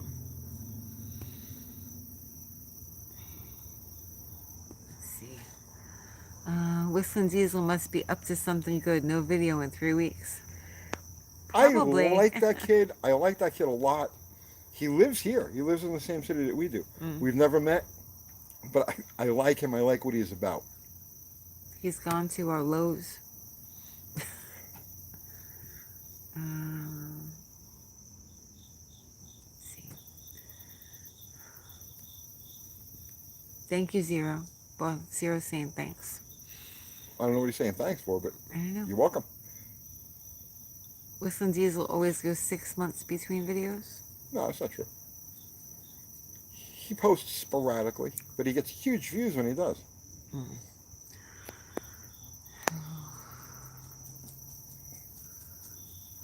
Let's see. My dad's old California 1000 horsepower Chevrolet is somewhere in Tennessee. Baby blue boat motor. Let's see. 1 million views is low for him. Who? Whistling Diesel? Yeah. Yeah. Well, what he's done is he's created a thing where his content is evergreen. So he'll do a video and okay, so on a typical channel like ours, all of the action happens in the first 24 to 72 hours, someplace in that range, where the bulk of the video's views happen then, and then 1 out of 50 will have a life of its own. Let's say 6 months later, or a year later, or 2 years later, it'll start getting views again. Whistling Diesel, see, the kid is brilliant. He's freaking brilliant. He's probably the most underrated mind in entertainment. Okay, he creates videos that are truly evergreen, and he'll do something that's been out for 2 years or 3 years, and it gets consistent views. You can watch the view count just keep going up and up and up. So he's plugged into something. He's found the secret sauce, and he's God bless him. Are you going to live stream the No Name Nationals? I'm not going to there. Yeah, to we're not going. UT Whistling Diesel is going through a bad divorce right now, plus his dog just died. Oh, I don't know about that. I don't know about I don't know anything about that. Yeah, I know his dog died, but I don't know about anything else. User says, Uncle Tony, I'm seeing junkyard cars stripped faster than ever. I think you're right, and people are seeking OEM parts. Mm-hmm. Wait till they start seeking those cars. Wait till they start seeking those cars. You're going to see vintage cars, right? And not necessarily nice ones, not necessarily desirable ones, but you're going to see vintage cars over the next 3 to 5 years. You are going to see stuff skyrocket. You're going to see cars that have been considered undesirable all this time are suddenly going to become extremely desirable, and it's going to be the extremely wealthy that are going to go after those cars. Scott Valentine says, really enjoy the educational videos. Thank you, man. I enjoy doing them. What kind of gas do you run in Bottle Rocket? Pump.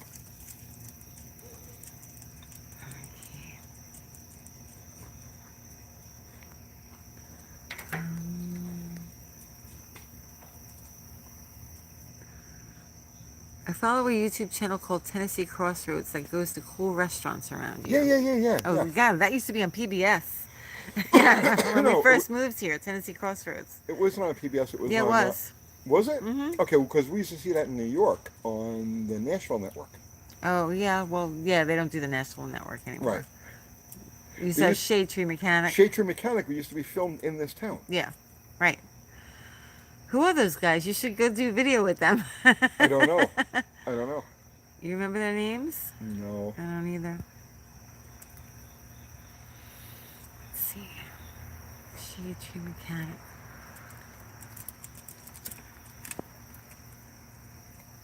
When Whistling Diesel destroyed that 78 Ford, I left. Oh, the blue one? Did you watch the whole thing? Because it was a roach. It was a rotted, it was like a flipper special. Yeah, I agree. I thought that there was a lot of cringe involved in that too, but he did explain afterwards that the thing was roached. So.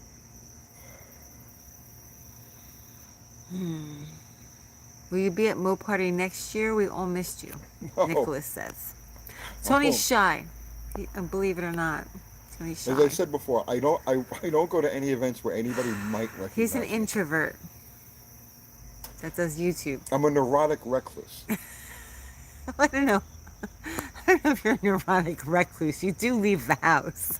Well, when it comes to this stuff, I'm a neurotic recluse. Let's see.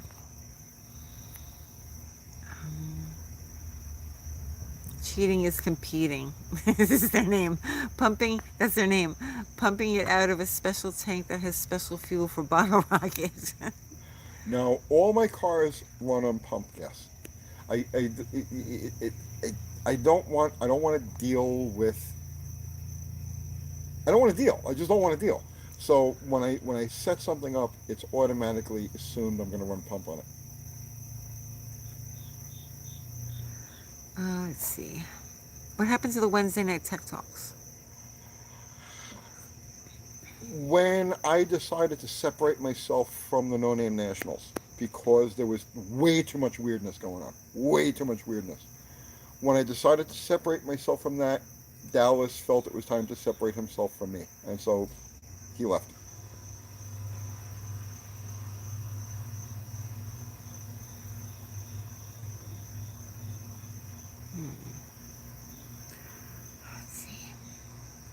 Shade Tree Mechanic, yep.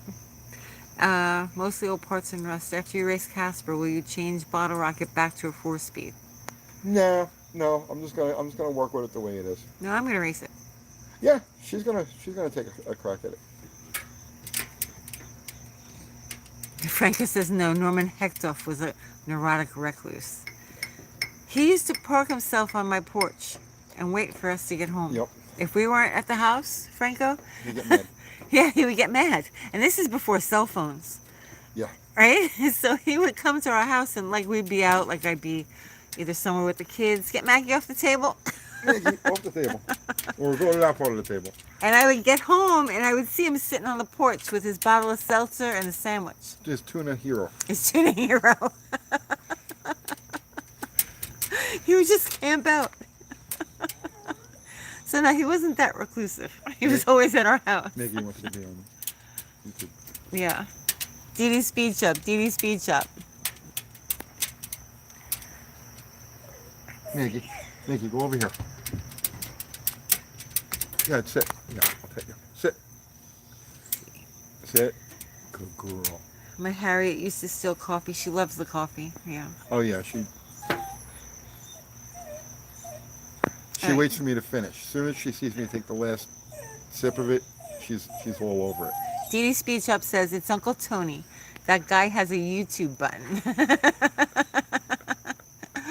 Has it gone to his head yet? I think so. Danny, has it gone to your head yet? You're gonna have a play button too. Let's see. Dee Dee speed chop. Dee Dee speed chop. Yes. Oh, get her down, Tony. All right, Maggie, come on, get off, down. Dan says, "Oh yeah, for sure." It's gone to his head. Oh.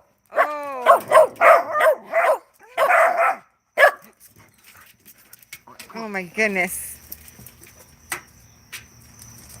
Don't fight. Don't fight. No fighting. Don't make me get up off this chair.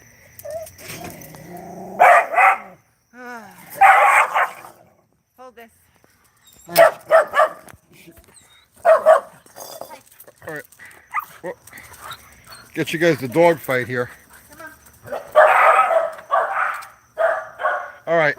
I don't have my glasses on, so I can't read this.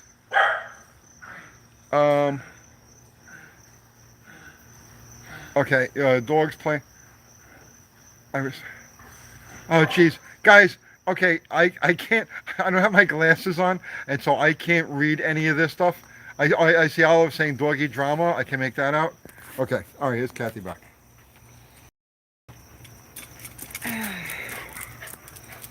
Okay. It's fine. It's under control.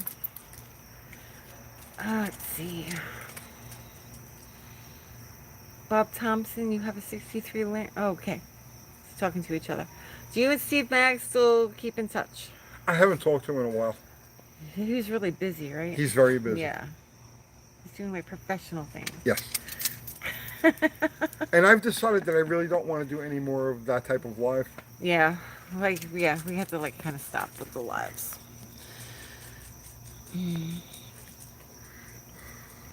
Stood by for doggy difficulties. They do that every once in a while. Yeah, they have their. Let's see. Now we can talk about Tony. He can't read it. I can't read without my glasses. Well, you've been on for 2 hours, Tony. Have I? Yep. So, did you say everything you need to say? I don't know. James Wesley Bell sent you $19.99. Well, thank you. Thank you, James. Let's see. So user says, do you think since times are bad and people want parts, would now be a good time to start my own auto salvage business? I'm a young man looking to break out of a career I can't stand. Yes. Yes. If you have the means to get into that kind of business now, yeah. Yeah, absolutely. Okay. I probably missed it, but did you have a falling out with Dallas? Not so much a falling out. He's doing his thing. He is doing his thing. Let's see. Lupars were cheap in the South in the 80s. They're still kind of cheap. You can still find deals. Billy Bob Holcomb says, I've done a great job again. Thank you, You have Billy done Bob. a great job. I broke up a dog fight. I read the comments. Let's see. You really need two people to do one of these lives effectively. One person doing a live is really hard. To read the questions and then answer the questions and decipher who's talking to who and so on and so forth, very, very difficult. You really need two people to do these things effectively. Kathy's like the best. Aw, thank you, Tony.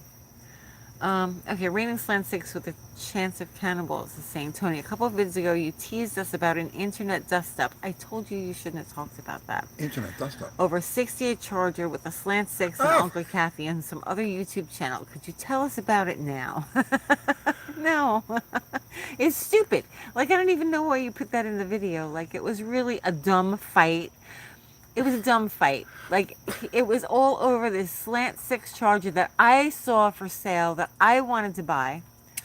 And we didn't have the money at the time because we were just like too stretched out with other stuff. And he bought it.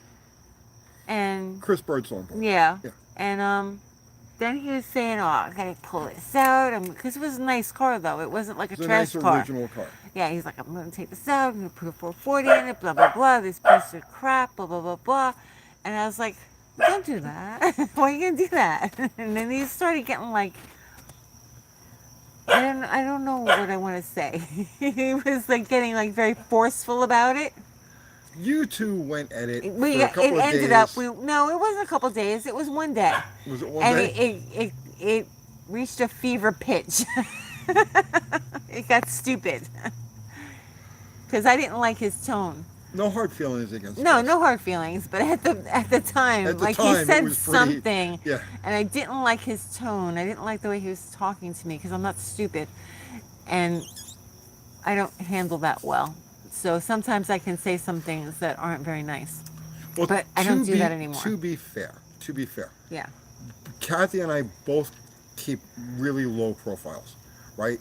In that we don't like. I can explain it to you. She has seen some shit, okay? So she's been around the block. She's been surrounded by. I know quite a bit about cars, but Yeah. obviously not enough to talk about them. I would never have a YouTube channel to talk about them, but I Right. know enough to discuss them in forums. She knows more than the average person does.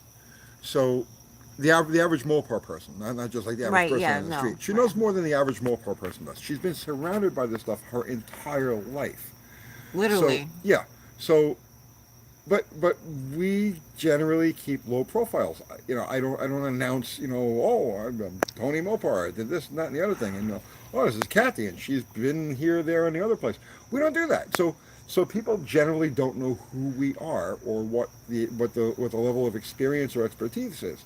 So when he was going at it with her, he didn't put two and two together because there was no two and two to put together. I just don't like it when people are disrespectful for no reason. Like, I don't tolerate that very well.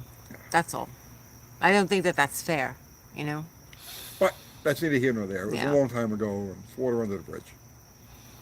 There's a lot of assumptions that get made, and I don't like that. Yeah, I enjoy some of his content. I'll check out his videos every once in a while. I like the way he works. You know what I mean? He's like a Dodge Charger version of DD Speed Shop kind of. In that, you know, he does everything really on you know what I mean? This is my driveway. You know what I'm saying? So I like that. Uh-oh. I think that this has stopped. Care to share what you think classic cars will be increasing in value in the next 3 to 5 years? Regular passenger cars. I don't have any more chat. We're done? No, I'm saying the chat is stopped. I guess it's like frozen. I don't know if we're still on, but I'll just go with I think the quintessential car that's going to be, if I had to pick a car, right, that is going to like just continuously go up in value, I'm going to say like middle to late 1960s, like Chevy Impalas, cars like that, like very cars that were very common, built for rugged daily use by families and whatnot. I think those cars are the ones that are going to appreciate the most. Okay, I don't have any more chat, so I think right. we're done. Okay. Okay? Are we done? Yeah, I don't see any more chat. All right. Like, I mean, it says that the numbers are going up of viewers, but I have no more chat on this phone. Oh, jeez. So, All right. Well, guys, we're out of chat. Yeah, like it's frozen. So we're gonna call it a night then. Yeah. Ari Zero Fubar, thank you guys so much. Ari, text me. You got my number. Text me and let me know what we're gonna do for next Sunday night. Next Sunday night, I want to be live on your channel, and Everybody contributed super chat. Thank you so much. Everybody contributed with just your presence and your conversation. Thank you so much. And we're gonna pull a plug. And do I say see you tomorrow at the end of these things? It's been so long. I forgot how we even end these. Yeah, sure. Why Yeah. not? Okay. Yeah. Sure. See you tomorrow. Bye, guys.